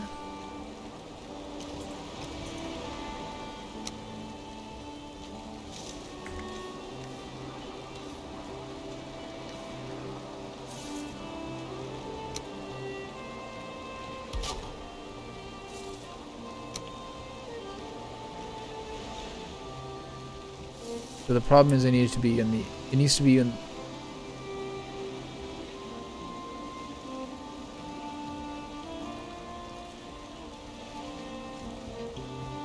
I gotta do this again.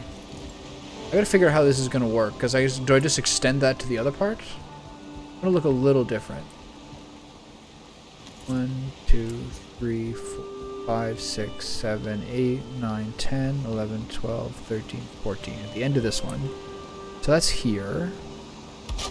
But, and like that would be, if I'm parallel, that would be like there.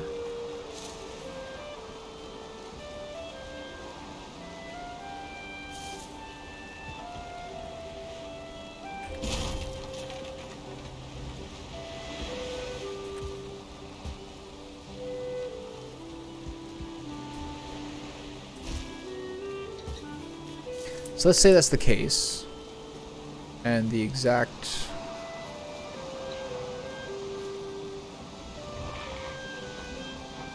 line is like there. It would technically make more sense to do it by the interior wall. But am I even going to have an interior wall that goes all the way across? No, because this is going to be open.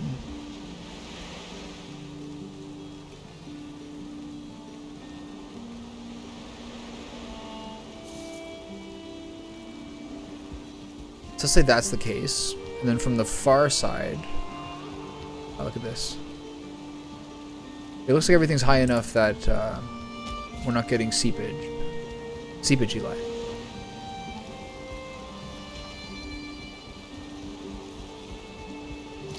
And it doesn't necessarily have to be like 3 equal parts too. 1, 2, 3, 4, 5, 6, 7, 8, 9, 10, 11, 12, 13, 14. This is 14.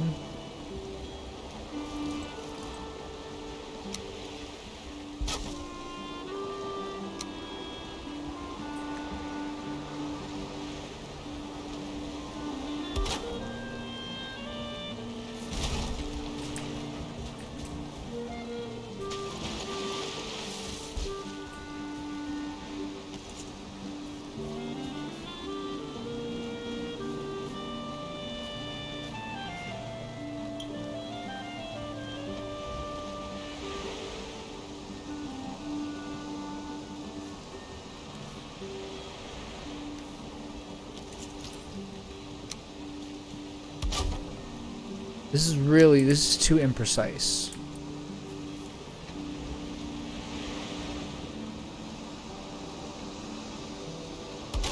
Yeah, this is too imprecise, especially because I don't know the lineup.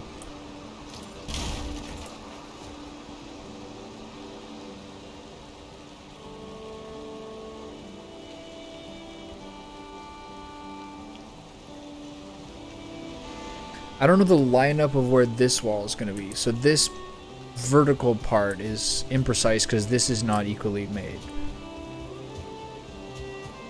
Okay, so...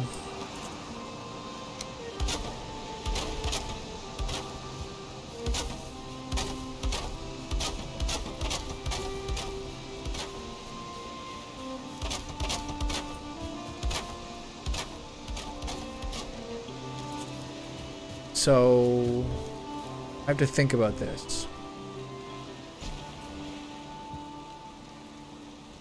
I think I go 14 out and then I'd make a line across. And then make the line across. And then that'll be the line for this.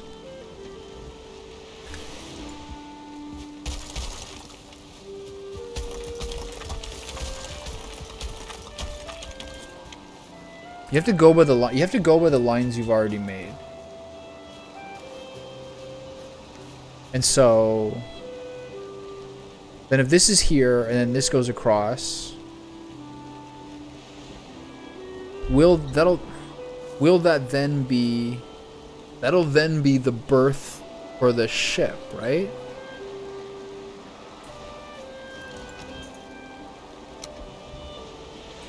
Where's that 14 point? Over here? Okay, this one can go.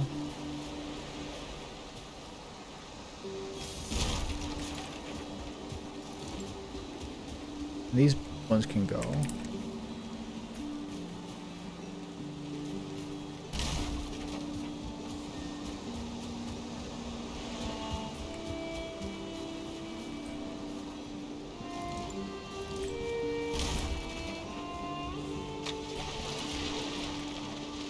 Get out of the water, fatty. Okay, so instead, what I do, I move this stone cutter over.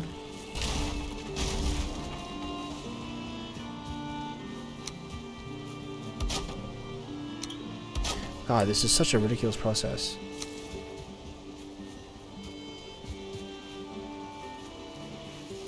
That's not 14, is it? 1, 2, 3, 4, 5, 6, 7, 8, 9, 10, 11, 12, 13. Wait. Man, that's dumb. 1, 2, 3, 4, 5, 6, 7, 8, 9, 10, 11, 12, 13, 14. God, I didn't even do that right. Yikes. I think I'm stuck here, right? Okay, just to fucking clarify, I can count, right? This is just an anomaly. Maybe there's one more of these I can't see. 1, 2, 3, 4, 5, 6, 7, 8, 9, 10, 11, 12, 13, 14. What the fuck?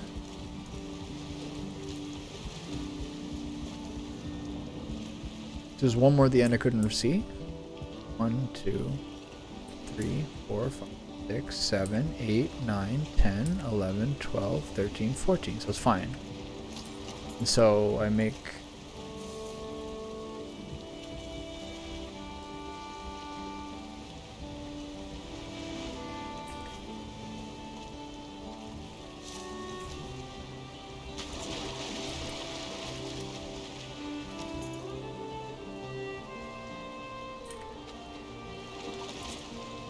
Oh my god, it's so annoying.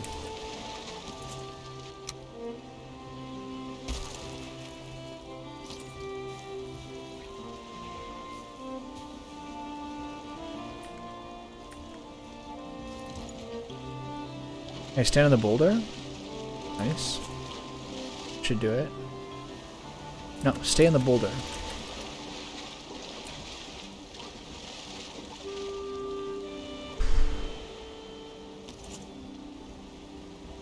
Please. Oh my god. It's also irritating.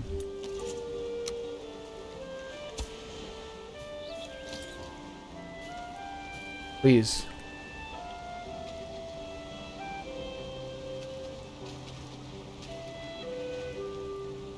It's a joke. Okay, is that right? Is that right at the bulwark? I'm sure bulwark's the right word there. But is that right at the proper point? Alright, yeah, that's fine. Oh no! Okay, lift me up. Okay, so there's my marker. And I won't be able to do more, because already... This is a base one. Okay, never mind. Okay, 7. Raise ground. I guess it's better if I do it from here.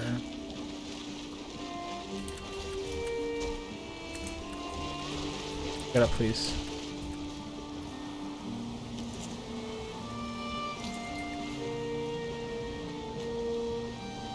Not in workbench range? How much work?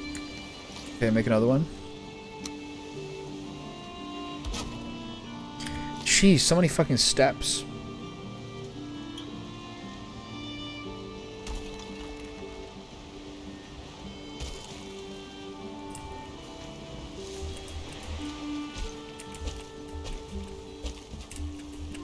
Oh my god, please. Thank you.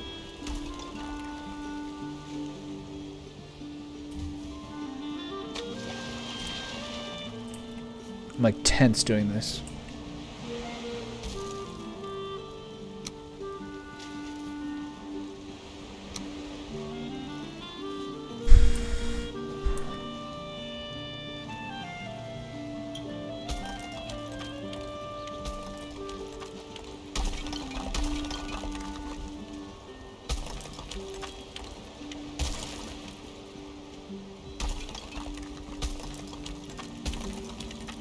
Is this the way this is going to work? This can't be the best way.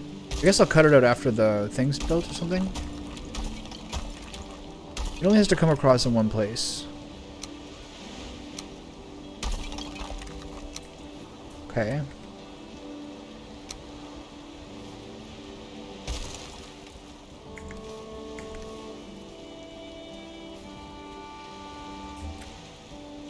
Stay up there, please.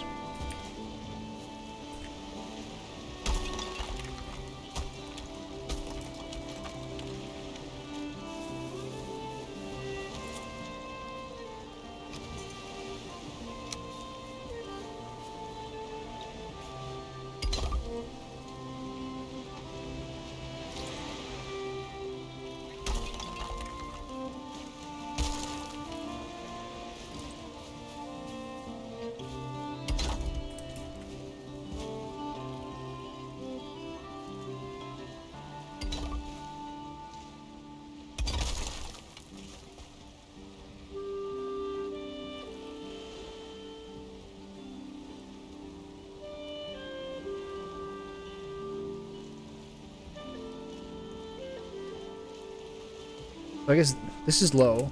It's not the standard height, so that might save me a little bit.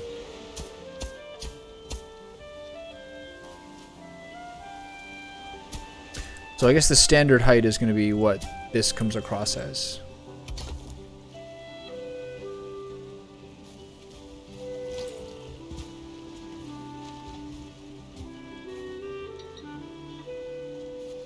And then from there... This is the angle, right? Yeah.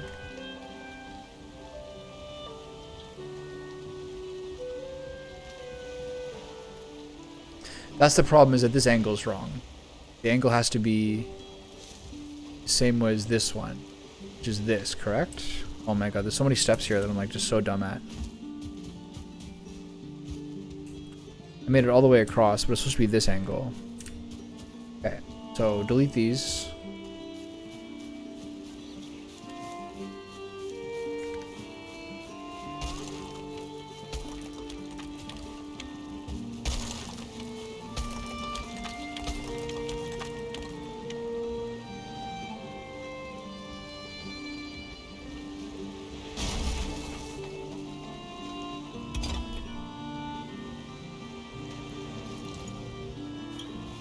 Okay.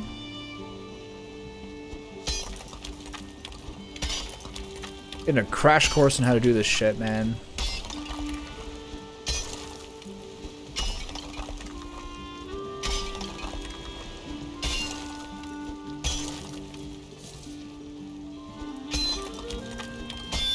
Getting a crash course on a lack of foresight.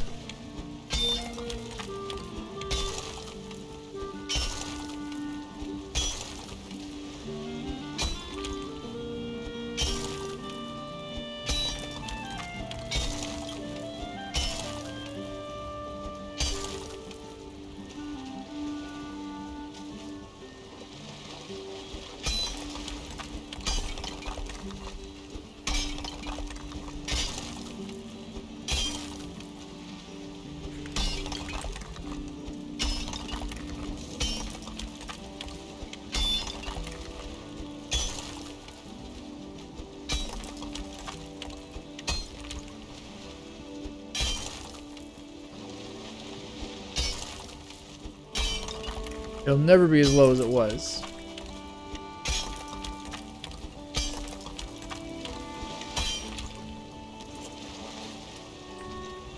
It'll never be as low as it was.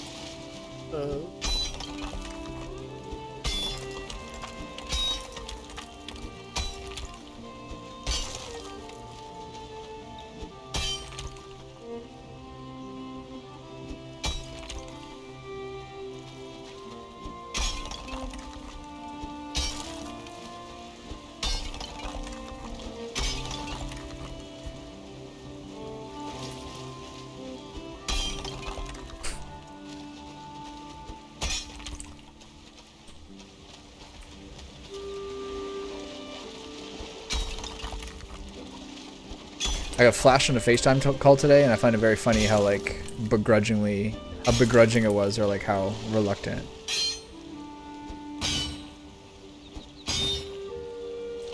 Rock and stay. It's a flavor boulder.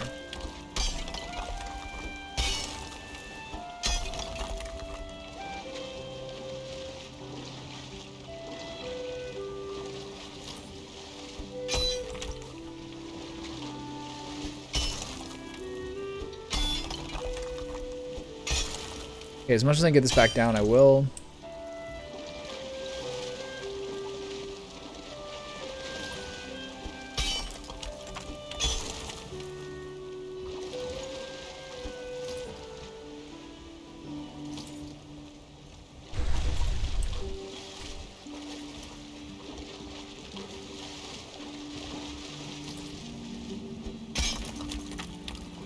Okay.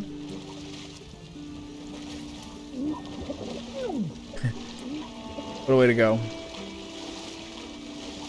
Okay, I'll worry this later.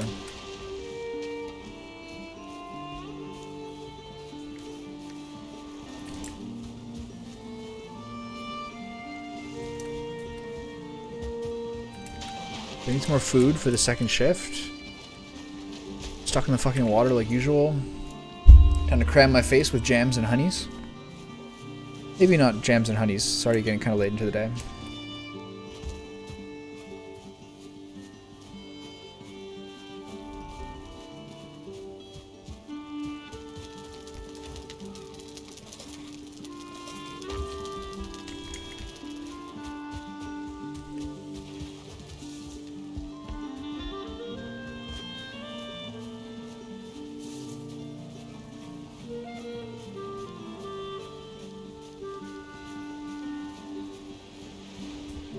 Being wet all the time doesn't help these things as well, of course.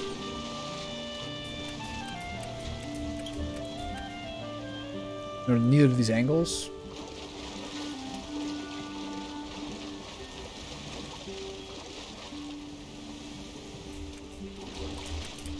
Can't get out of here.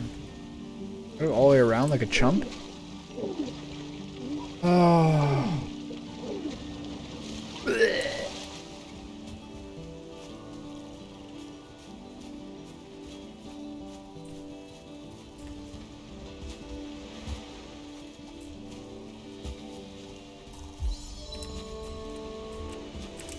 No.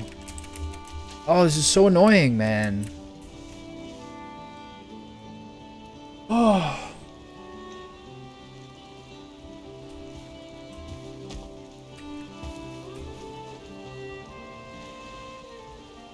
On stamina.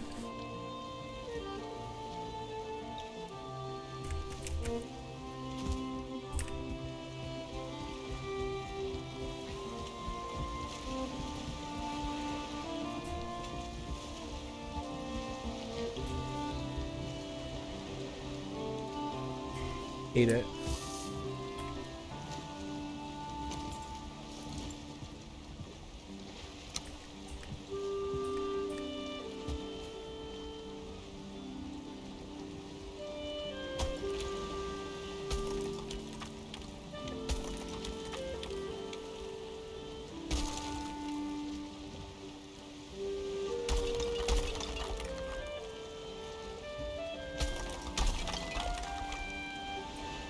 It's a little uncooperative. No! Cute.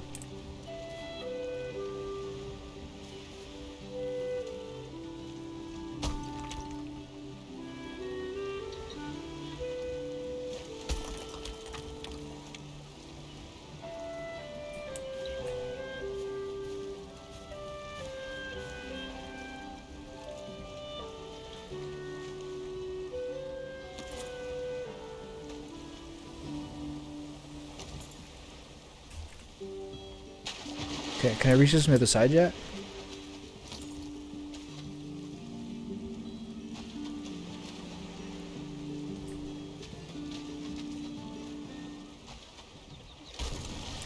I go to sleep so I don't get invaded again.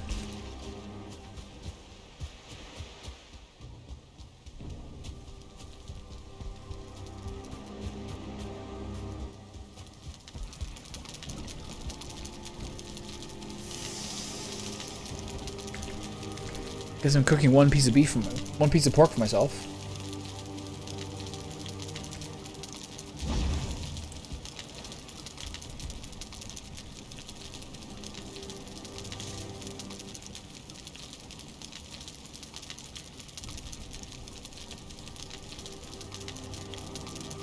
Come on. You.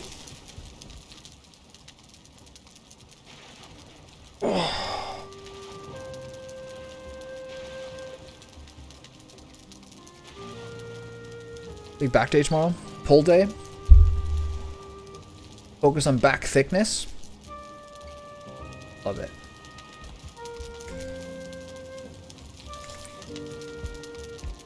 Alright. No one destroyed my shit. Pigs are all alive. No Grey Dwarf shamans invading my life.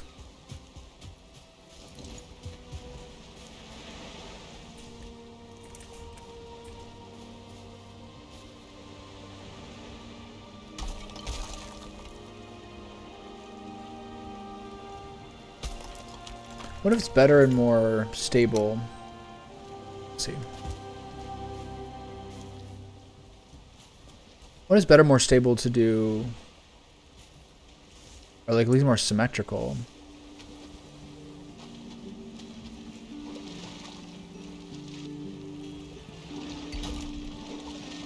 Do that. As opposed to the stupid earth walls. Does that work? No.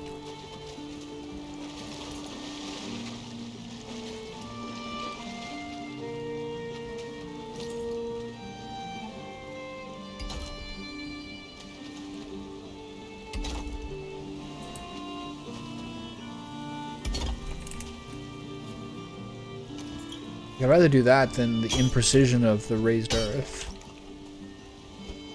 Just down to the fucking battlements. Alright, I feel good about that.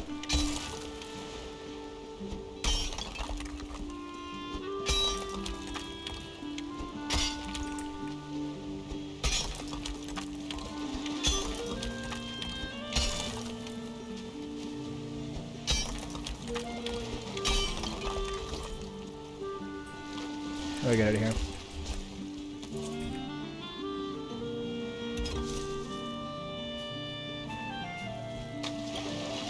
Alright, feel better about that.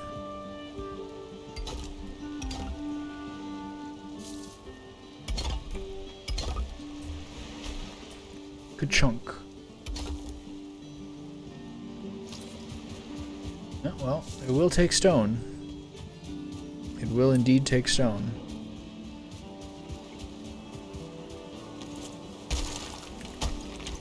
He's ready.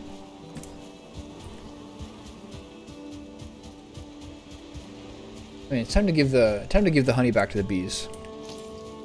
It's yours from now on, fellas. Okay. All right, this feels good.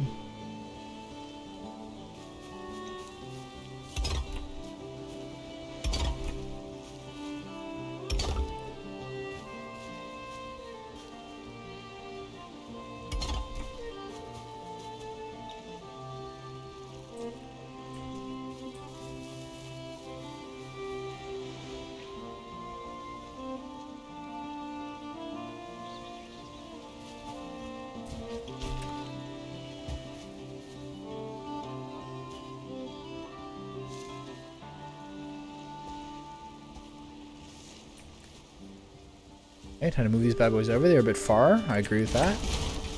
Readily conceded that those are a bit far.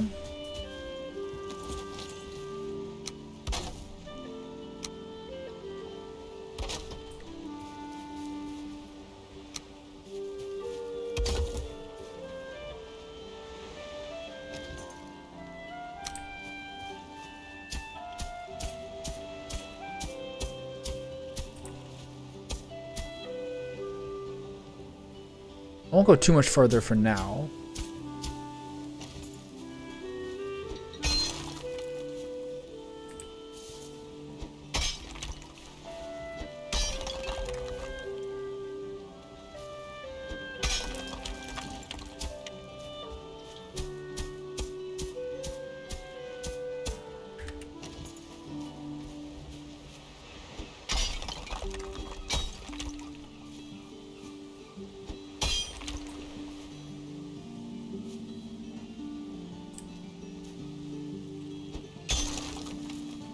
No.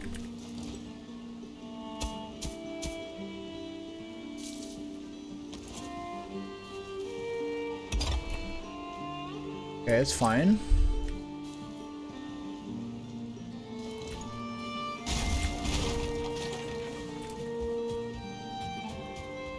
Have to make this count again. Hey, piggies.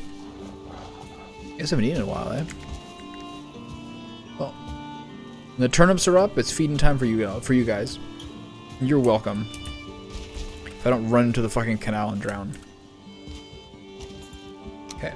1, 2, 3, 4, 5, 6, 7, 8, 9, 10, 11, 12, 13, 14. 14.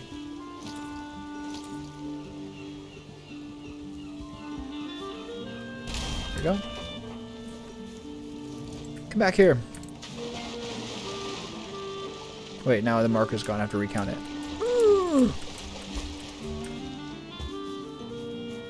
Okay, whatever. That's fine. Smile. For now, I need to make a new one of these. Around here somewhere.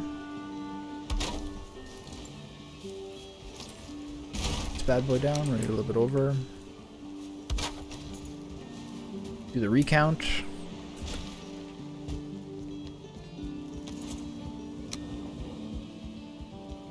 One, 2, 3, 4, 5, 6, 7, 8, 10, 11, 12, 13. Stop the count!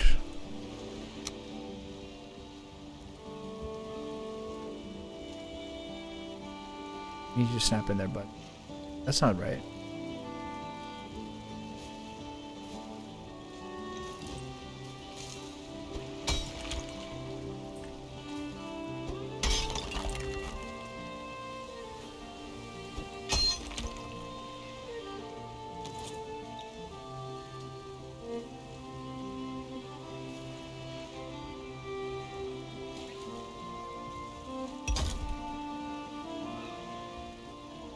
I mean, if that's the snap point, that's the snap point. Looking a little dodgy, but hey. Dealt with worse.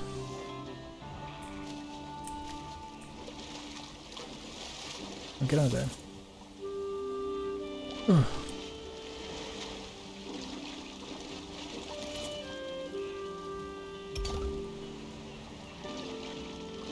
Okay, one more under.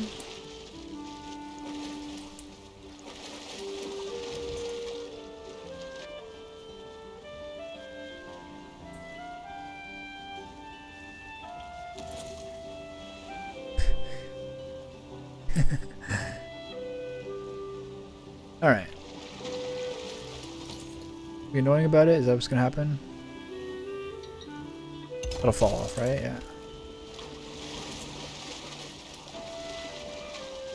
So how did I do this before? I guess I gotta get a little lower here. I guess I gotta get a little lower here to get the angle on it.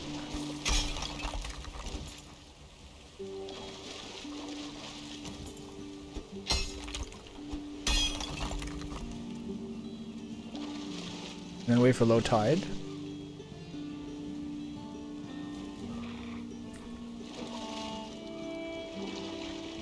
Not sure that'll happen.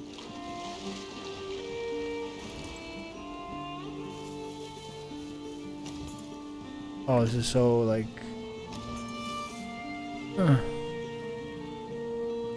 How am I gonna do this? I stand here? Oh, that was close.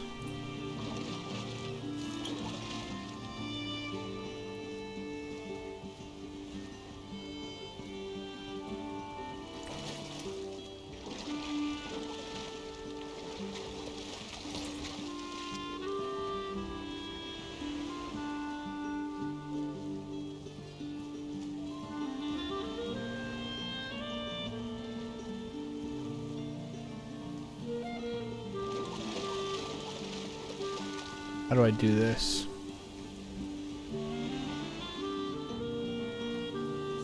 I just can't get a low enough angle on it. So if I do this one, it falls over, right? Yeah, instantly. Okay. So I need to get this down to ground level.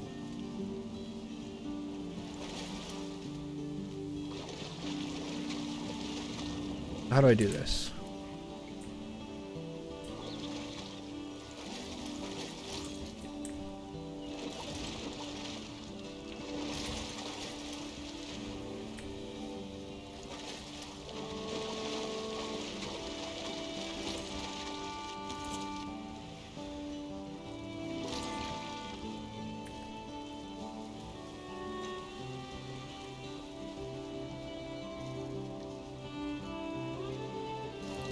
And then just like gets interrupted.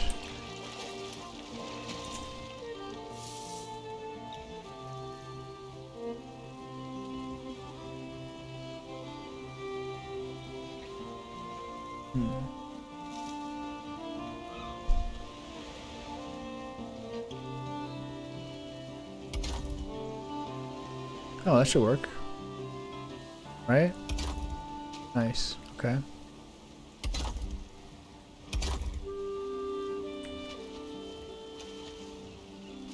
There's a little piece there that's missing. Maybe if I get the angle right, I can get it from this side now.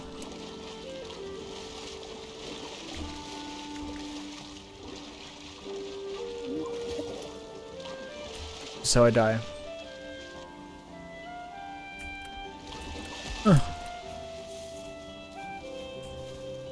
Snag a sweet, sweet piece of honey. Okay. So I gotta get to the other side now, which I don't have to swim for. I can just jump on top of this convenient new wall I constructed. And you go over here, press 5, and then you should be able to reach down. Maybe we need to be a little closer.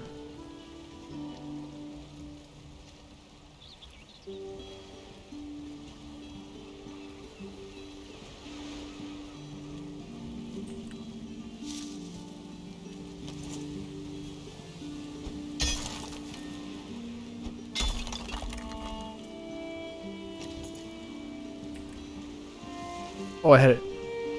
Do have it. Okay, good. Alright, well that worked out. Water seems unaffected by the sheer blockage happening here.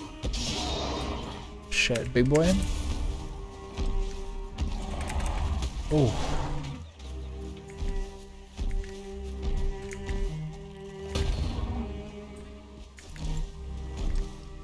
Oh. Alright, how's my health? I got all my stuff on. Alright, bring it on, big guy.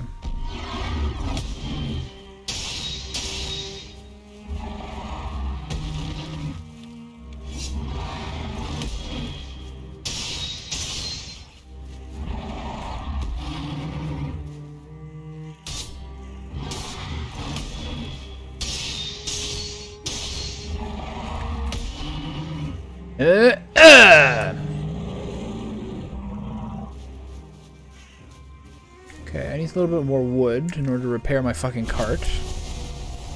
Yeah, take all that. Yeah, we're good.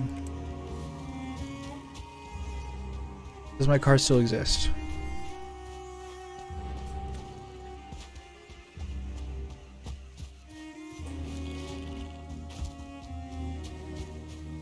Where to go?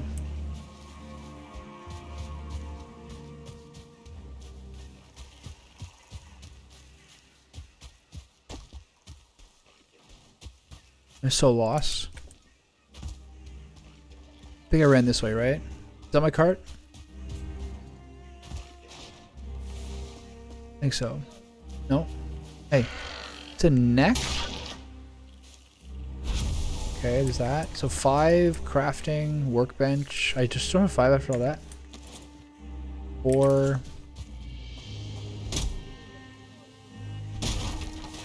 Yeah, 5, crafting bench.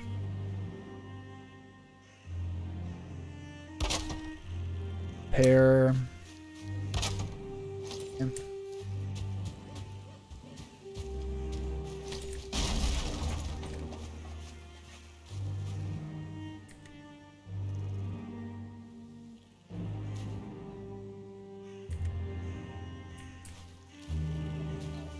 So annoying. Okay. That helps.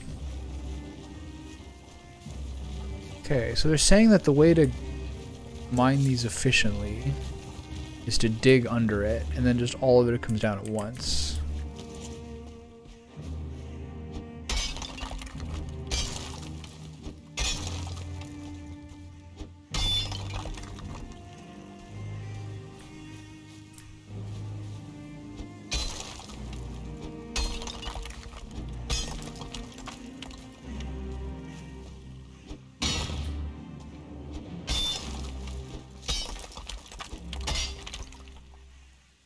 I heard somebody. And you get extra rock for doing that too, I guess.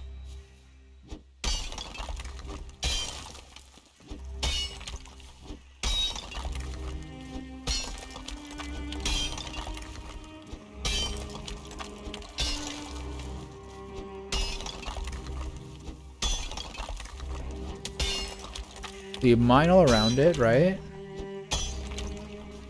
Oh, extra copper.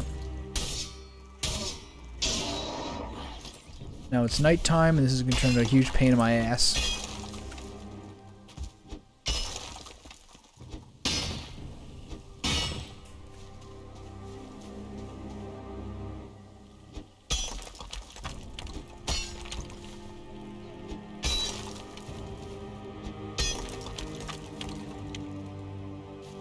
That sounds like a troll there for a second, didn't it?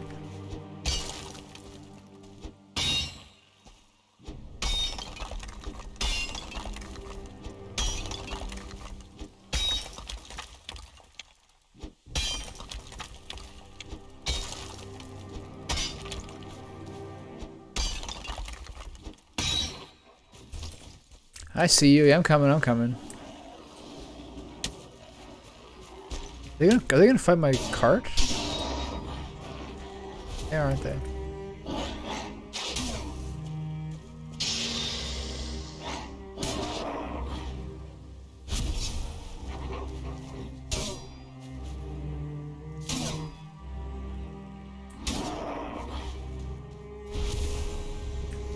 You gotta protect the cart, you know? This is gonna be like a whole night thing. But I'm already too deep.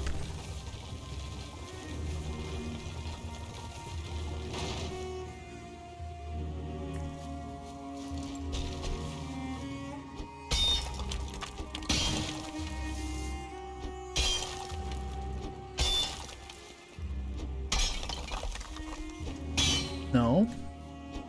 No numbers.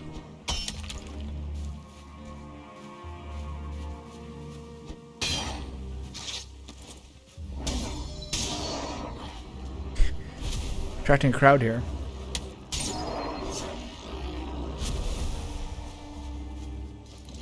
Excuse me.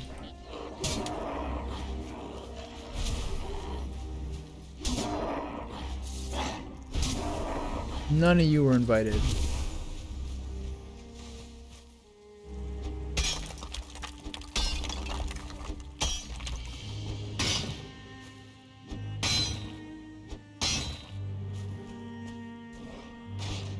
Hey.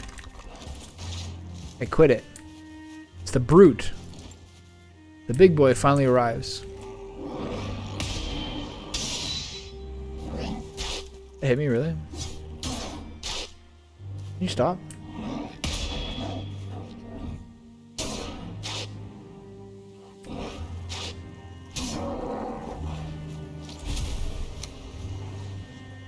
Oh, so annoying.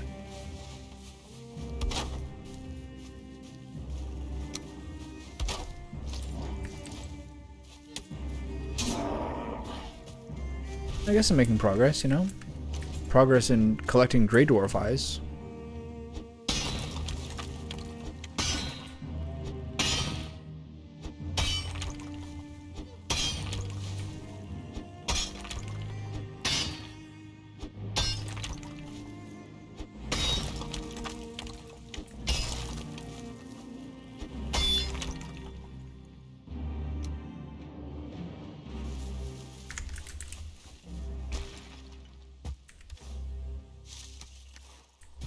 It is a rock, you're right.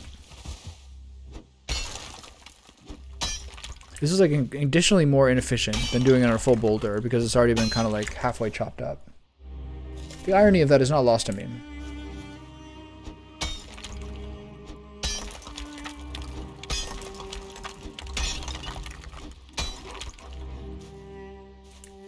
Said that. Alright. Alright. Constantly out of fucking stamina.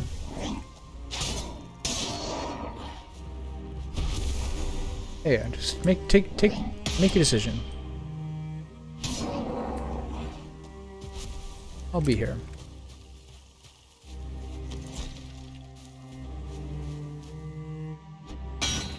Never been so drained of stamina. I guess, oh yeah, the nighttime. Ain't helping.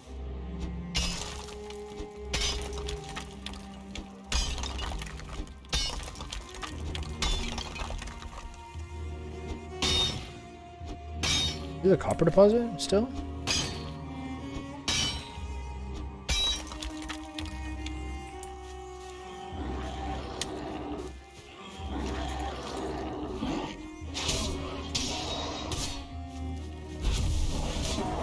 Stab him!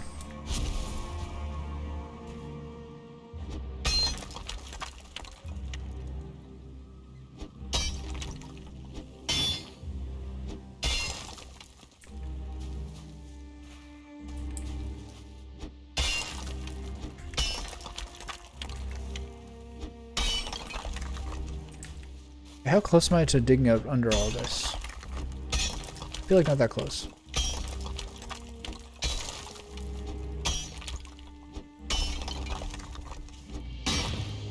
What's that?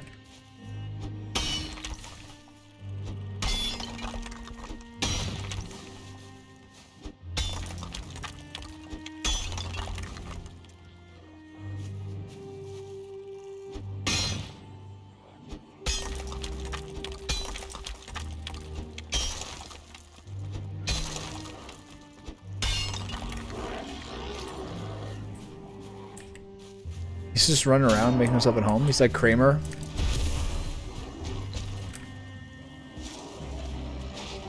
Alright, alright, alright. You don't need to be that guy. I should never have any stamina.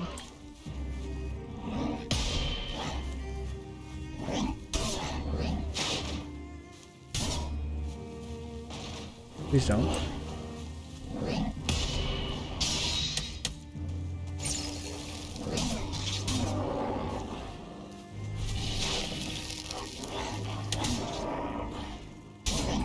Please clap.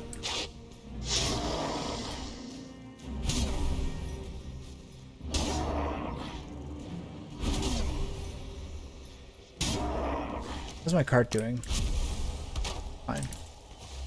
All just fine. Everything's just fine. This is totally the best use of my activity. This is totally, unequivocally the best use of my time. Leave.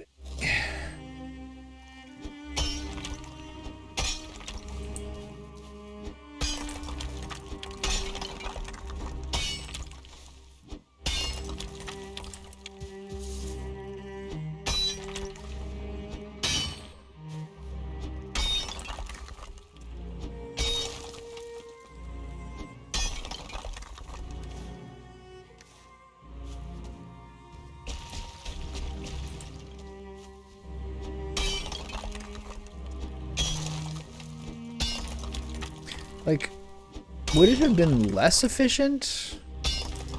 Is this really... I don't know.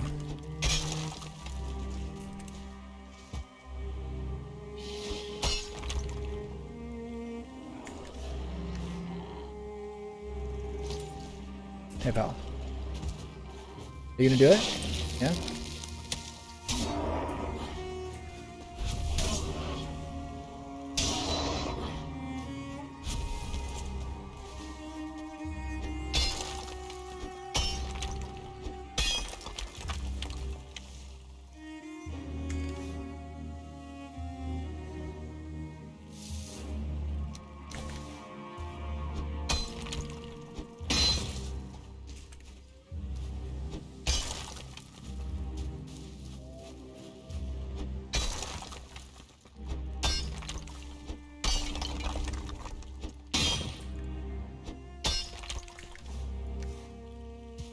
Okay, put another stack in the old Cardi Wardy.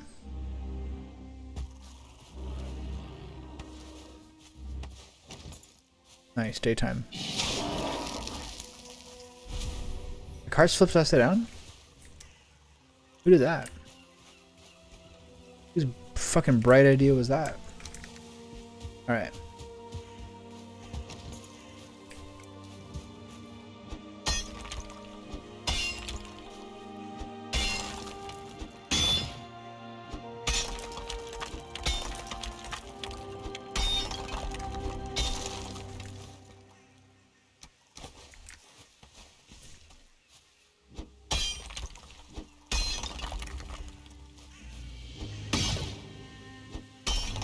All right, this feels like I feel like I'm not being very methodical about this.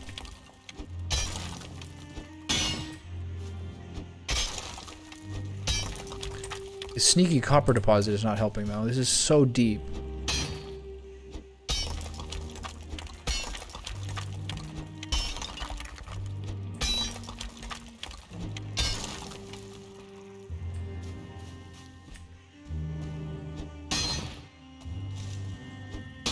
Everything is like numbers now.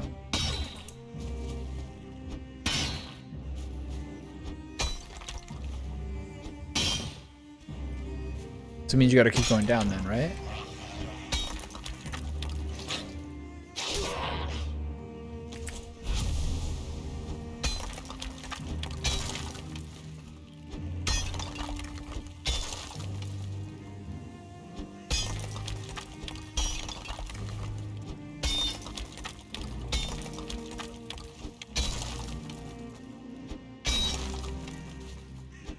Oh, this is more copper under? The endless quest. Wow, I can't believe copper goes all the way down here. I've just been literally scratching the surface in the past.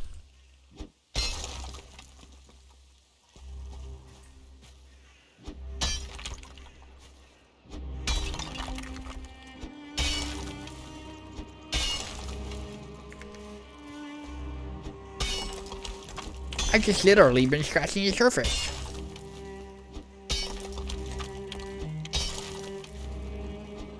What is that? Neck trophy? The thing that's been haunting me this whole time?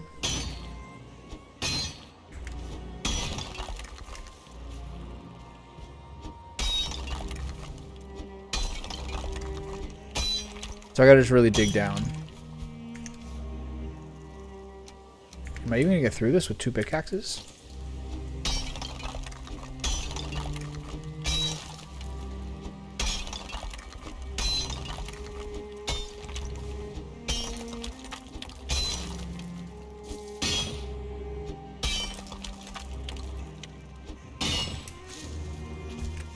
Okay. Let me look at my handiwork here for a little bit and see what to do.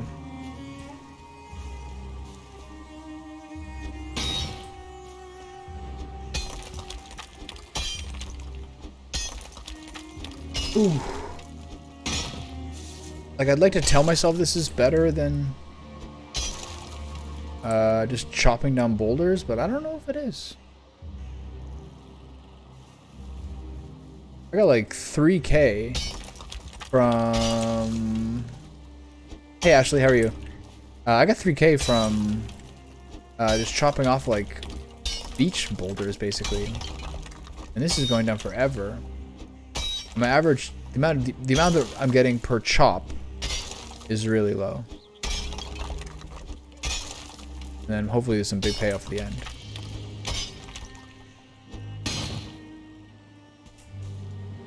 Even that part's the copper. Wow.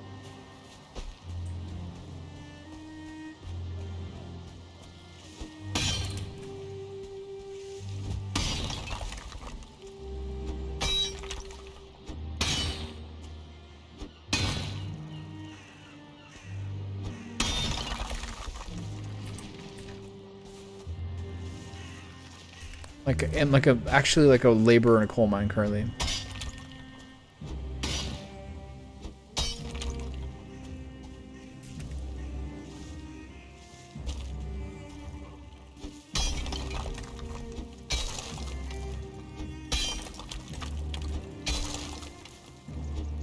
Can't get me, I'm too low.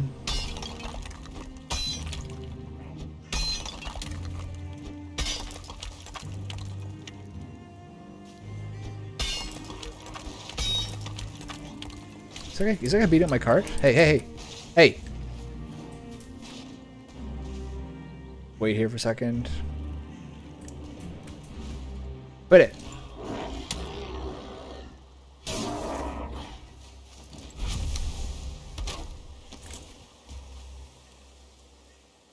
All right, we keep going down.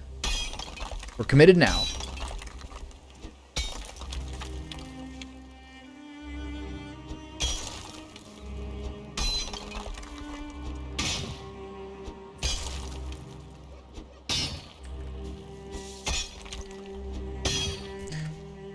Would this have been different if I had like a full piece?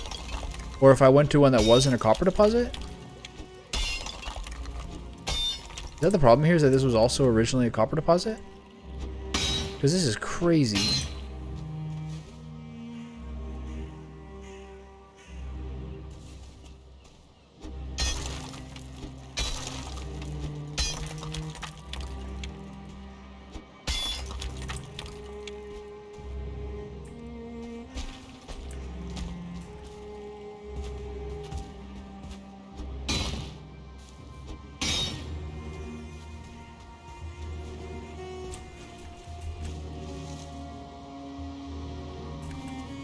Okay, up here.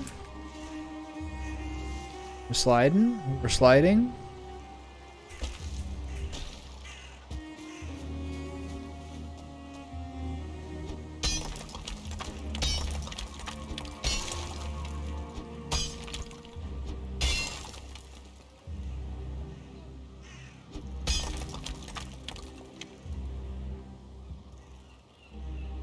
Lack of food is making this slightly more challenging. Do I have a 50 stack? I do. Nice.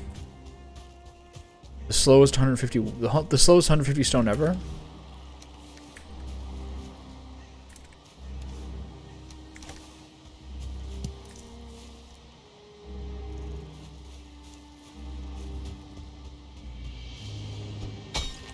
I don't know if this is ever gonna work. Maybe when I do, I'm gonna get all this copper. Okay. I'm in too deep now.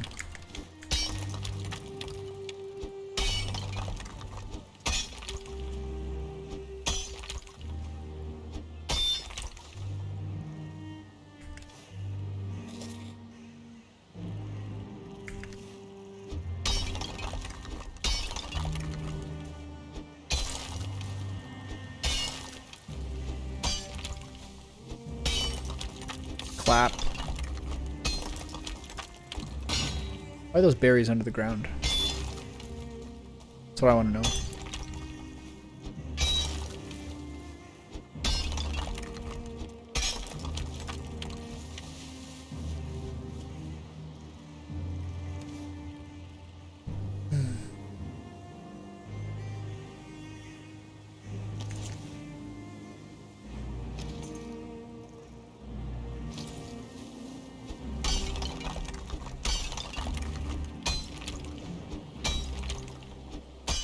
Look how big this is, wow.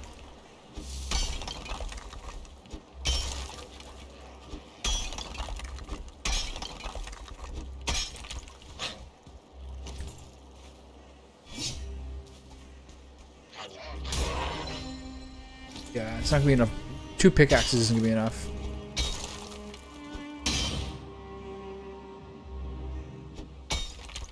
I just chopped through this shit. I would have like had more this time.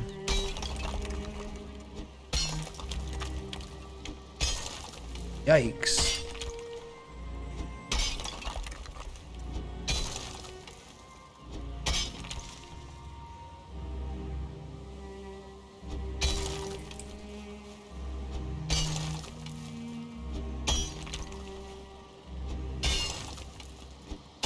Okay. At least it feels like I'm carving out the outside.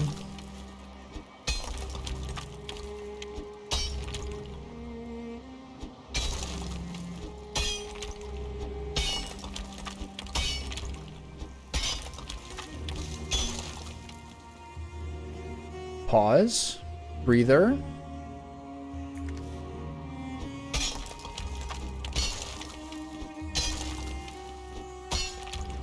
Wow. I am just literally and figuratively in over my head here.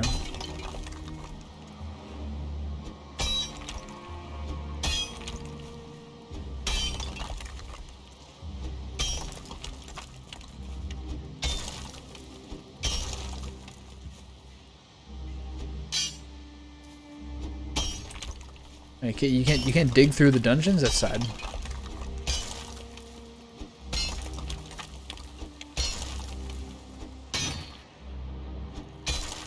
Gotta get in the close-up view to get under this thing. Look, I'm almost out of pickaxe.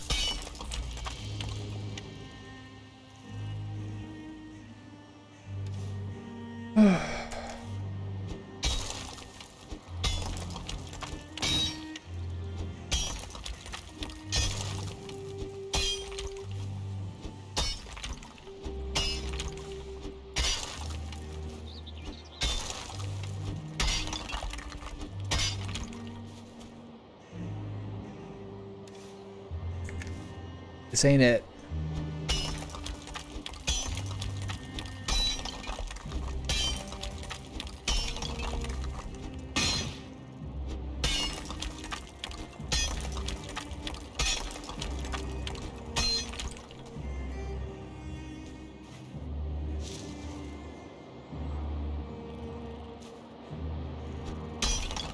I think I hear things attacking my cart.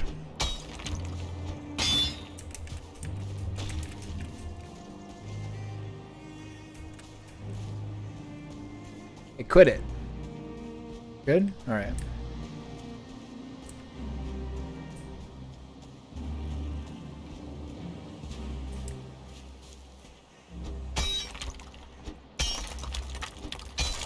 Alright, we're almost at a pickaxe. The grand experiment may require another day. You don't necessarily need the cart for this part of it. Tree fell down?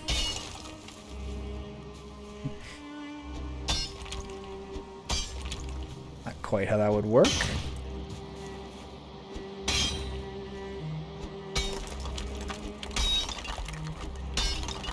Alright, great. So I mark this. Rock gravel pit. Wu-Tang style. And I get the fuck out of here and I go home. And I drag my loser ass home.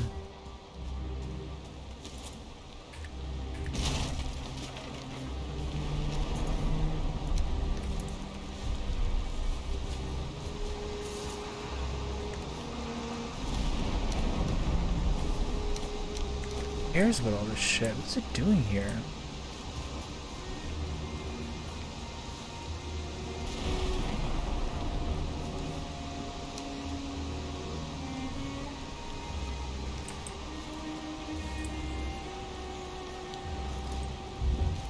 Alright.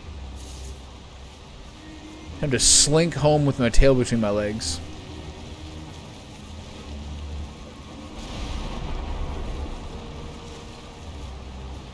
Resin, Greydwarf Eye, all those things are fine.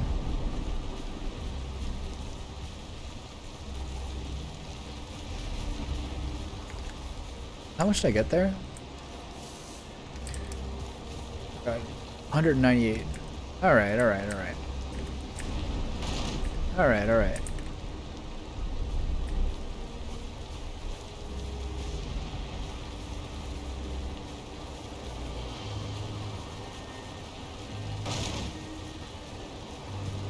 Remember, like the old days of in the double-digit days era, I was making this mission over to the Black Forest like so often.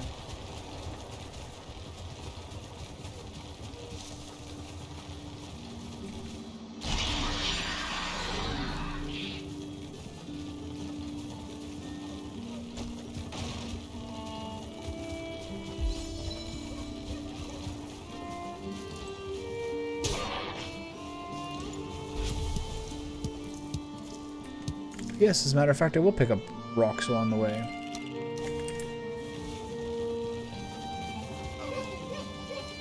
Cobble together my winnings more so.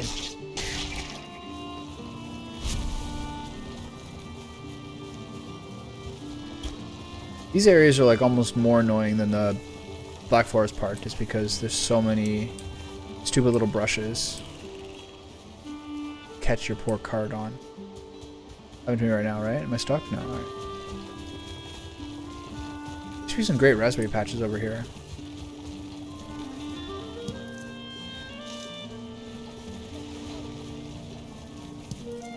I should, for all intents and purposes, have rejuvenated, because I never come over here anymore. Now that I've turned into a fully fledged swamp boy.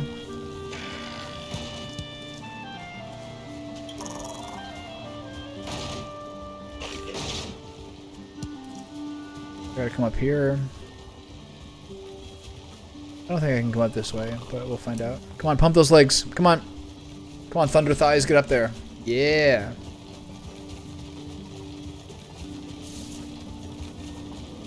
Chugga, chugga, chugga, chugga, chugga, chugga.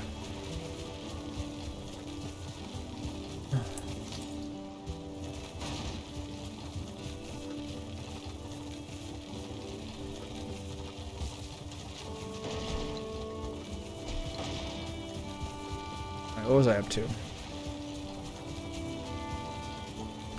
Okay.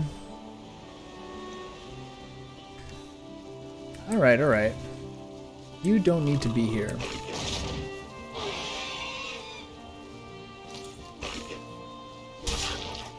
Love those guys.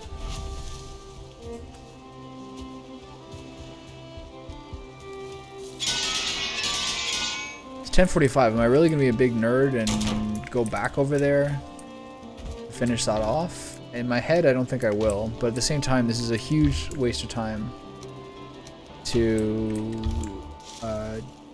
not follow up on that. I'll just follow up on it later, I guess.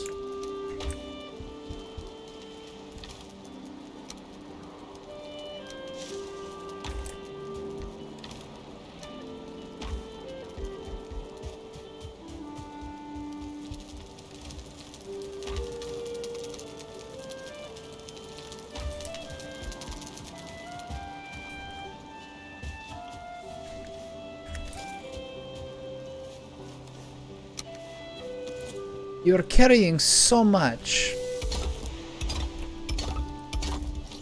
So very much you're carrying.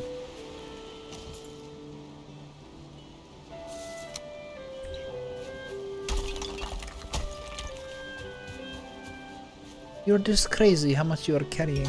It's incredible. It really is incredible how much you're carrying. How do you do it? What is your secret?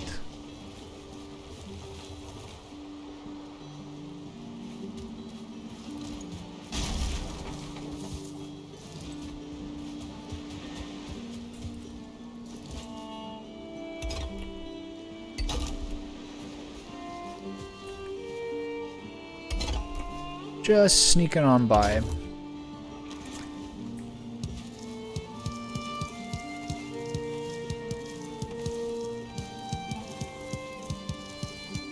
Okay, time to say goodbye to the garden.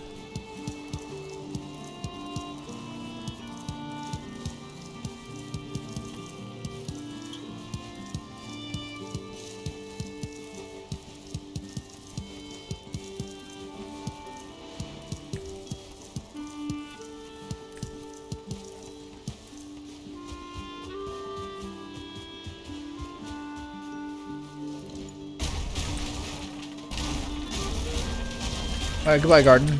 You will find a new place. A better home. You will reach a bounty and richness that you cannot comprehend currently.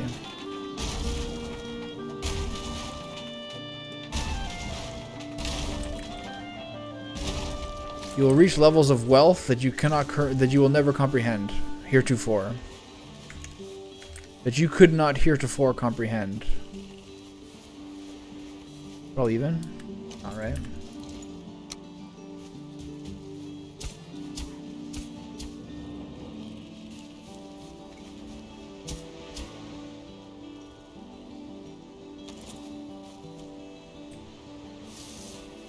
Bench. Way back there, dude. Way back there. It's like fucking unbelievable where that bench is currently.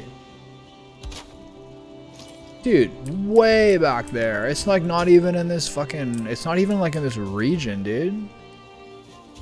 Okay, so whatever level this is on is heretofore the level this all needs to be. Means all this is that mist? Ground? It's so cool. I don't like doing this at night.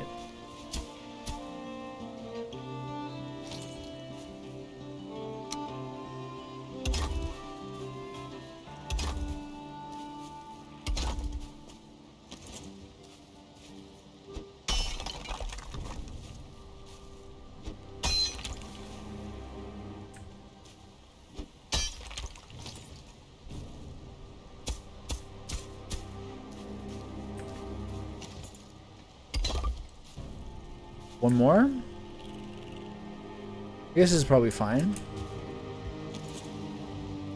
Time to probably call it for the night. And then...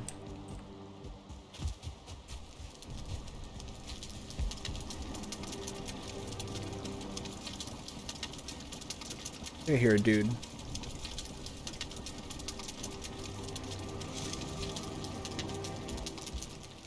Guess not. Oh.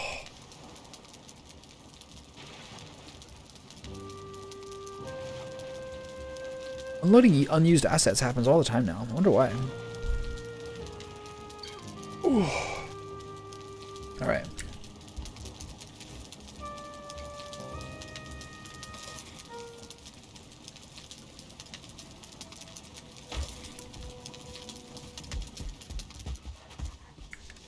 Give the piggies some turnips. They're no doubt hungry. Alright, let's take a look at something as we sip our morning coffee.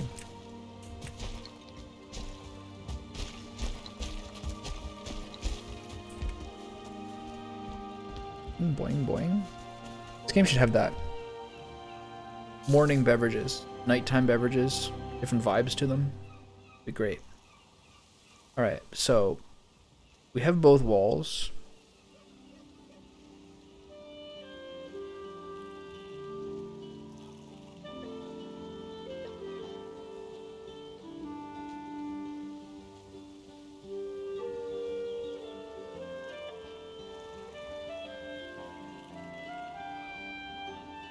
Kind of seems like everything's on this weird slant.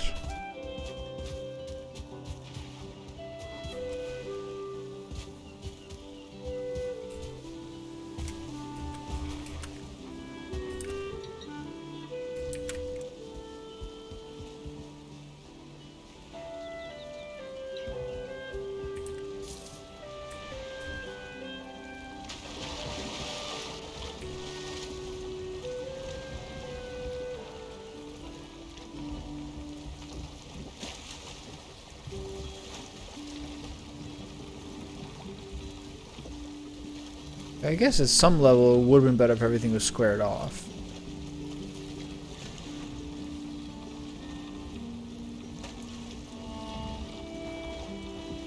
Think about that.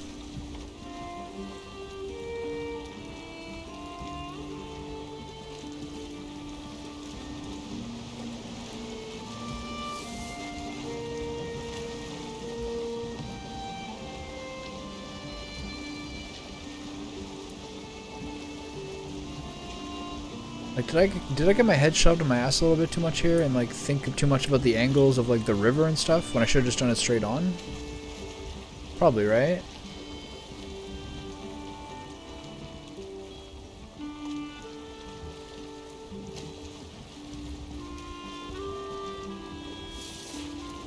But it's okay, like as long as the tower...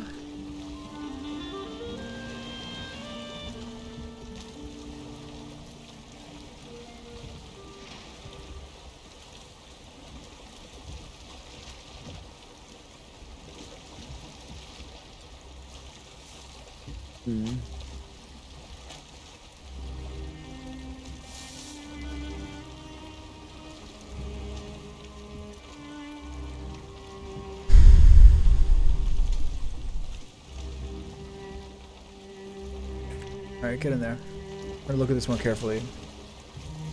Like, as long as the tower is, like, in line with them, it should be fine. This is sort of, like, similar to my RimWorld thinking on stuff, that, like, I will get too much into, like, trying to match everything to the, like, procedurally generated natural elements. Maybe lose sight of some stuff. I think it'll be fine. Because it's still, like, in tune with that hill.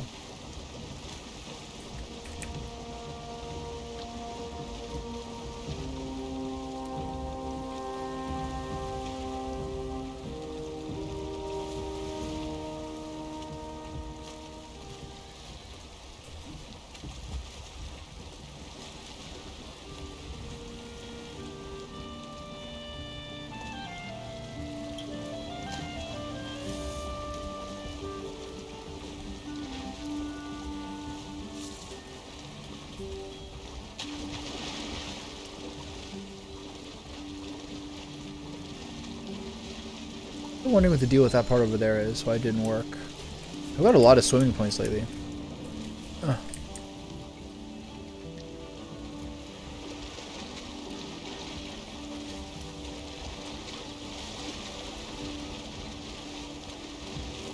think I was doing like, I think my swimming points were like 4 or 5. I guess because like the amount that I died compared to how often I would accumulate swimming points are pretty low.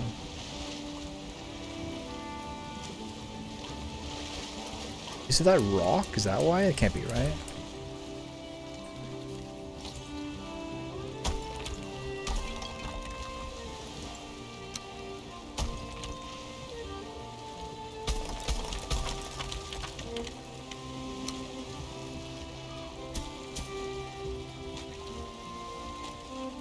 Weird. I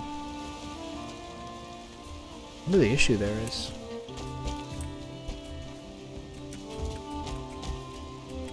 God, it's so annoying.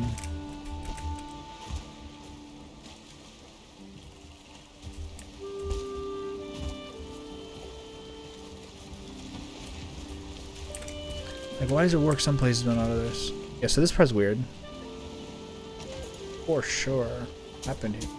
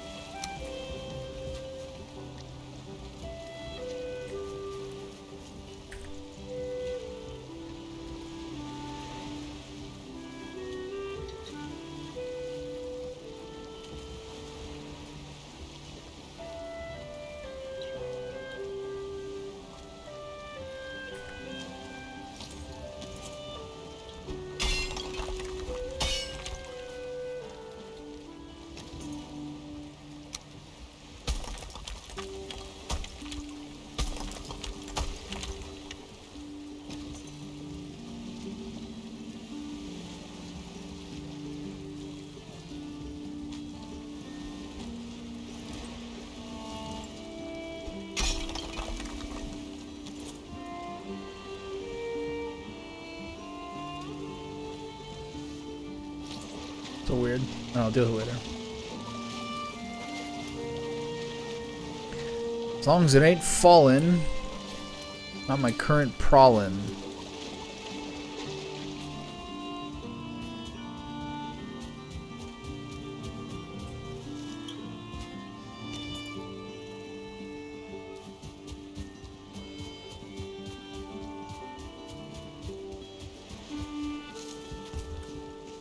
Angles are so weird. Okay, so the next thing will be... God, I'm just out of stamina constantly. I'm so tilted. Okay, so the next thing will be... across... So, here is your first open area. And then the original plan was...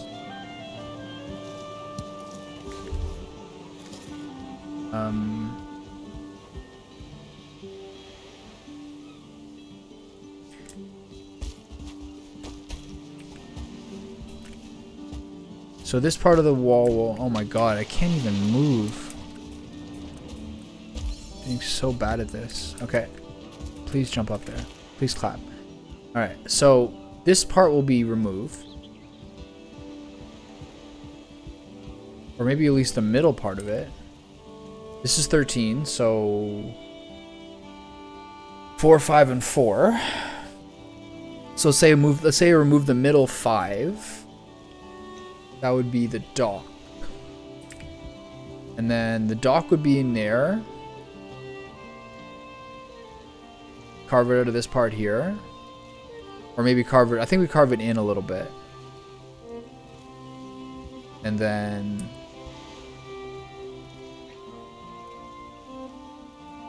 the dock is here. And then chests.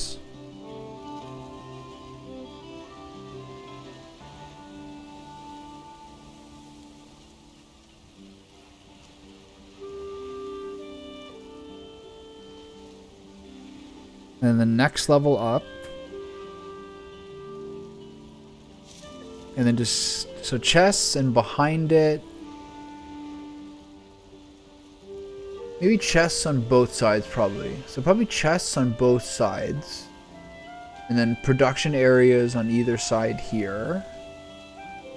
And then up. And then up. And then up. And that is eventually the tower. So... tomorrow's goals... I will probably eventually want to close up the back part to make my base impregnable again.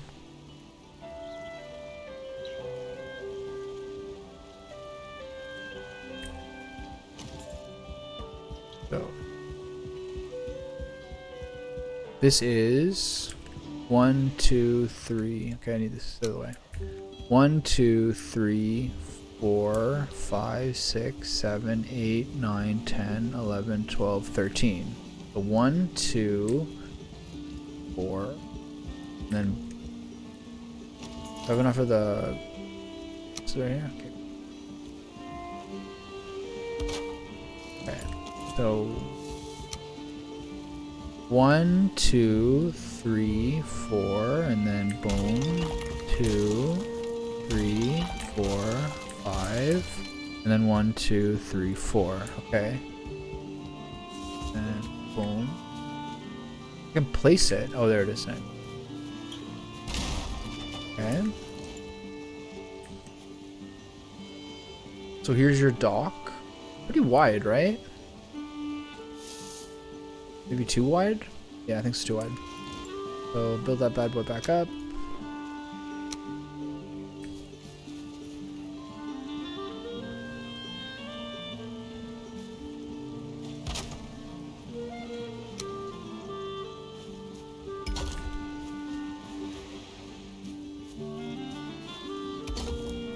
Okay, that's fine.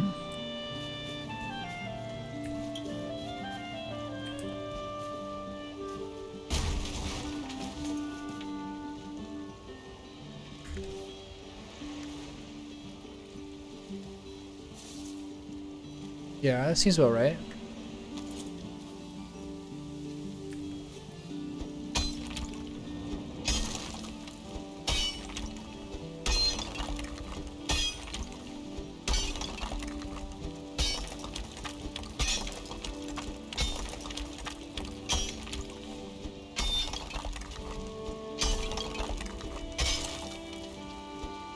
Give me that stone. I'll take any bit I can get.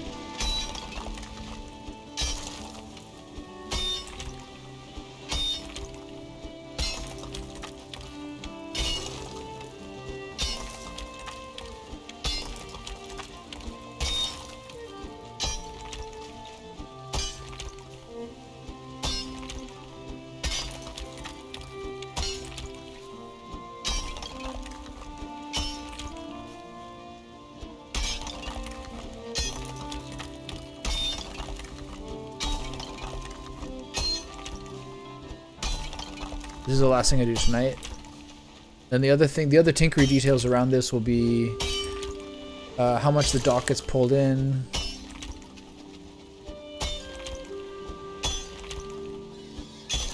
Might do some video looks at some point. Probably not till I get like a lot more progression done. But I might do some video stuff at some point. Oh, that's a shame. That actually looked really good for a second. That was like a nice even line. Okay, jump back up here. No, don't fall off.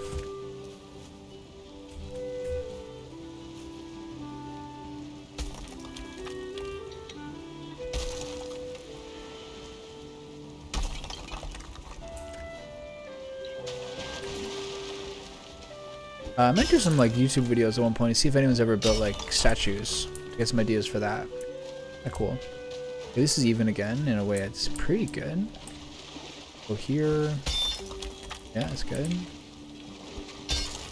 Oh, nice. No. Alright, fine.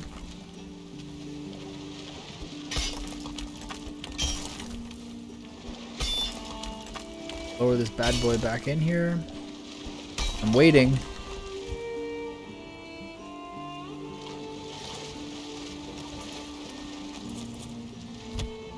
I get to this part again. The fickle tides.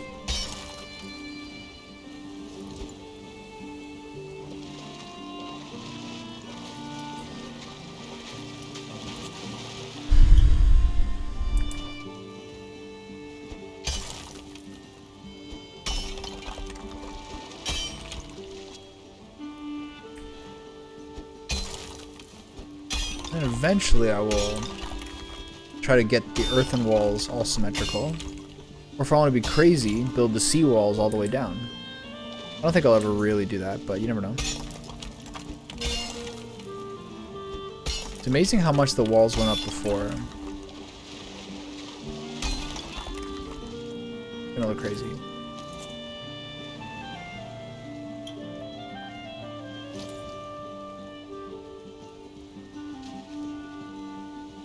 Later. Kind of overshot some of those.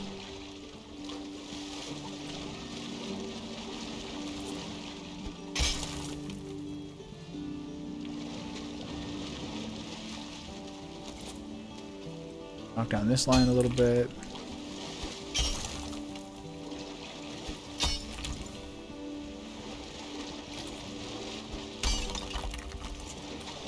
Kind of like a portcullis.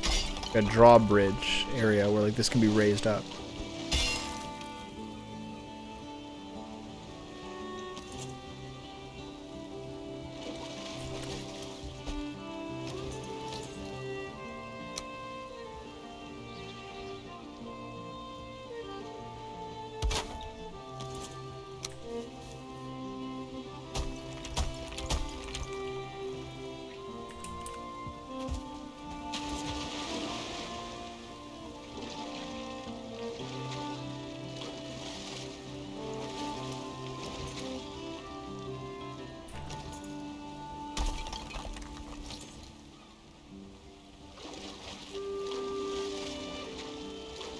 A couple more pieces I can get over here.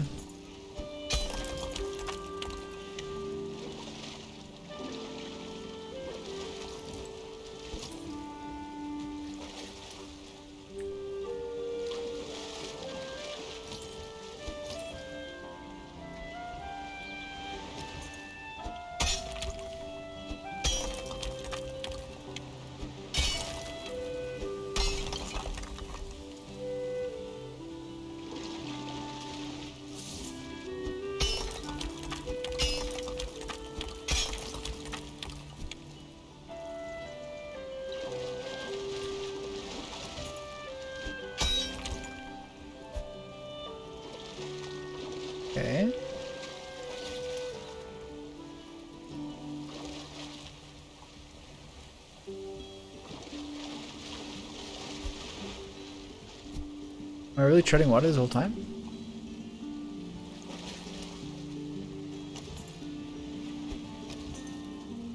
Alright, this is fine.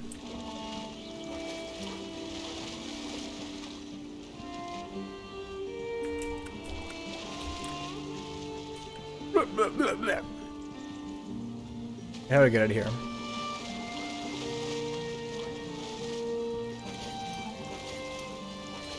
I guess I'll try the riverbank while over here.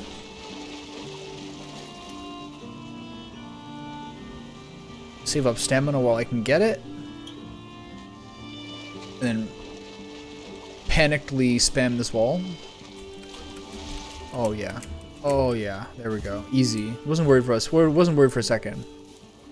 Alright, cool. So I will still keep this as an essential moat for whatever reason, so you don't necessarily need one. It's not like I'm going to fill this in with whatever.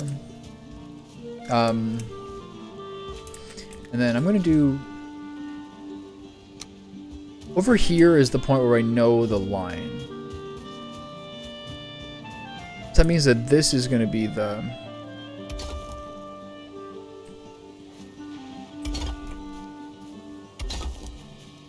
I just want to get as much of the skeleton in as possible. So it's going to go across to here. Through all this.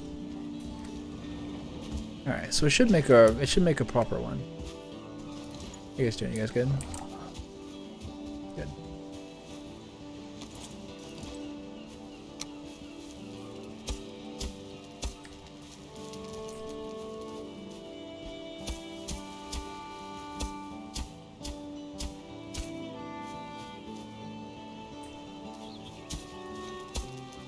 And later I'll really get into the weeds of flattening stuff out. This I need to keep there.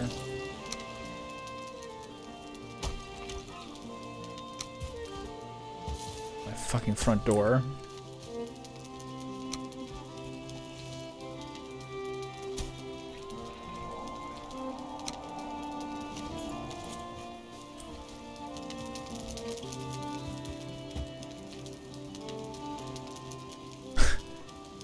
Wow, that really, like, confused me there for a second.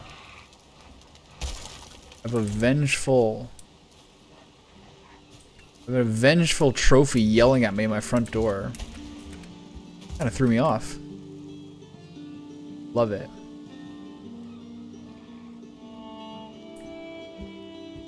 I was like, what's happening? Who do I have to fight right now? Who's invading me and for what purpose? Is this like a line? Is that like a line of seagulls? Can I get up here? Yeah. No, not really.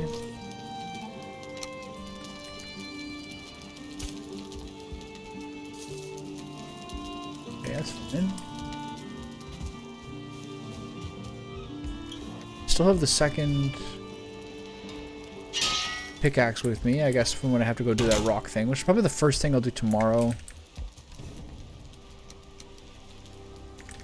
A little bit more of this stuff in here. The non-ending cycle of dropping things in here. Keep the iron on me. This is all fine. Drop the food stuff in there. And then, okay, that's enough for tonight. It's 11:11. Oof. Highs and lows. Okay, well. Still a lot to do. It's gonna be like at least 5 or 6 more sessions, I think. You have the base and like first blueprint ready, realistically speaking. But that's pretty cool. I have a pretty good time playing it. 3 hours and 4 minutes just flew. And that will be enough for me. And then back to tomorrow, having more purpose in both Dark Souls and this. So, great. So it's coming along. Okay, good night.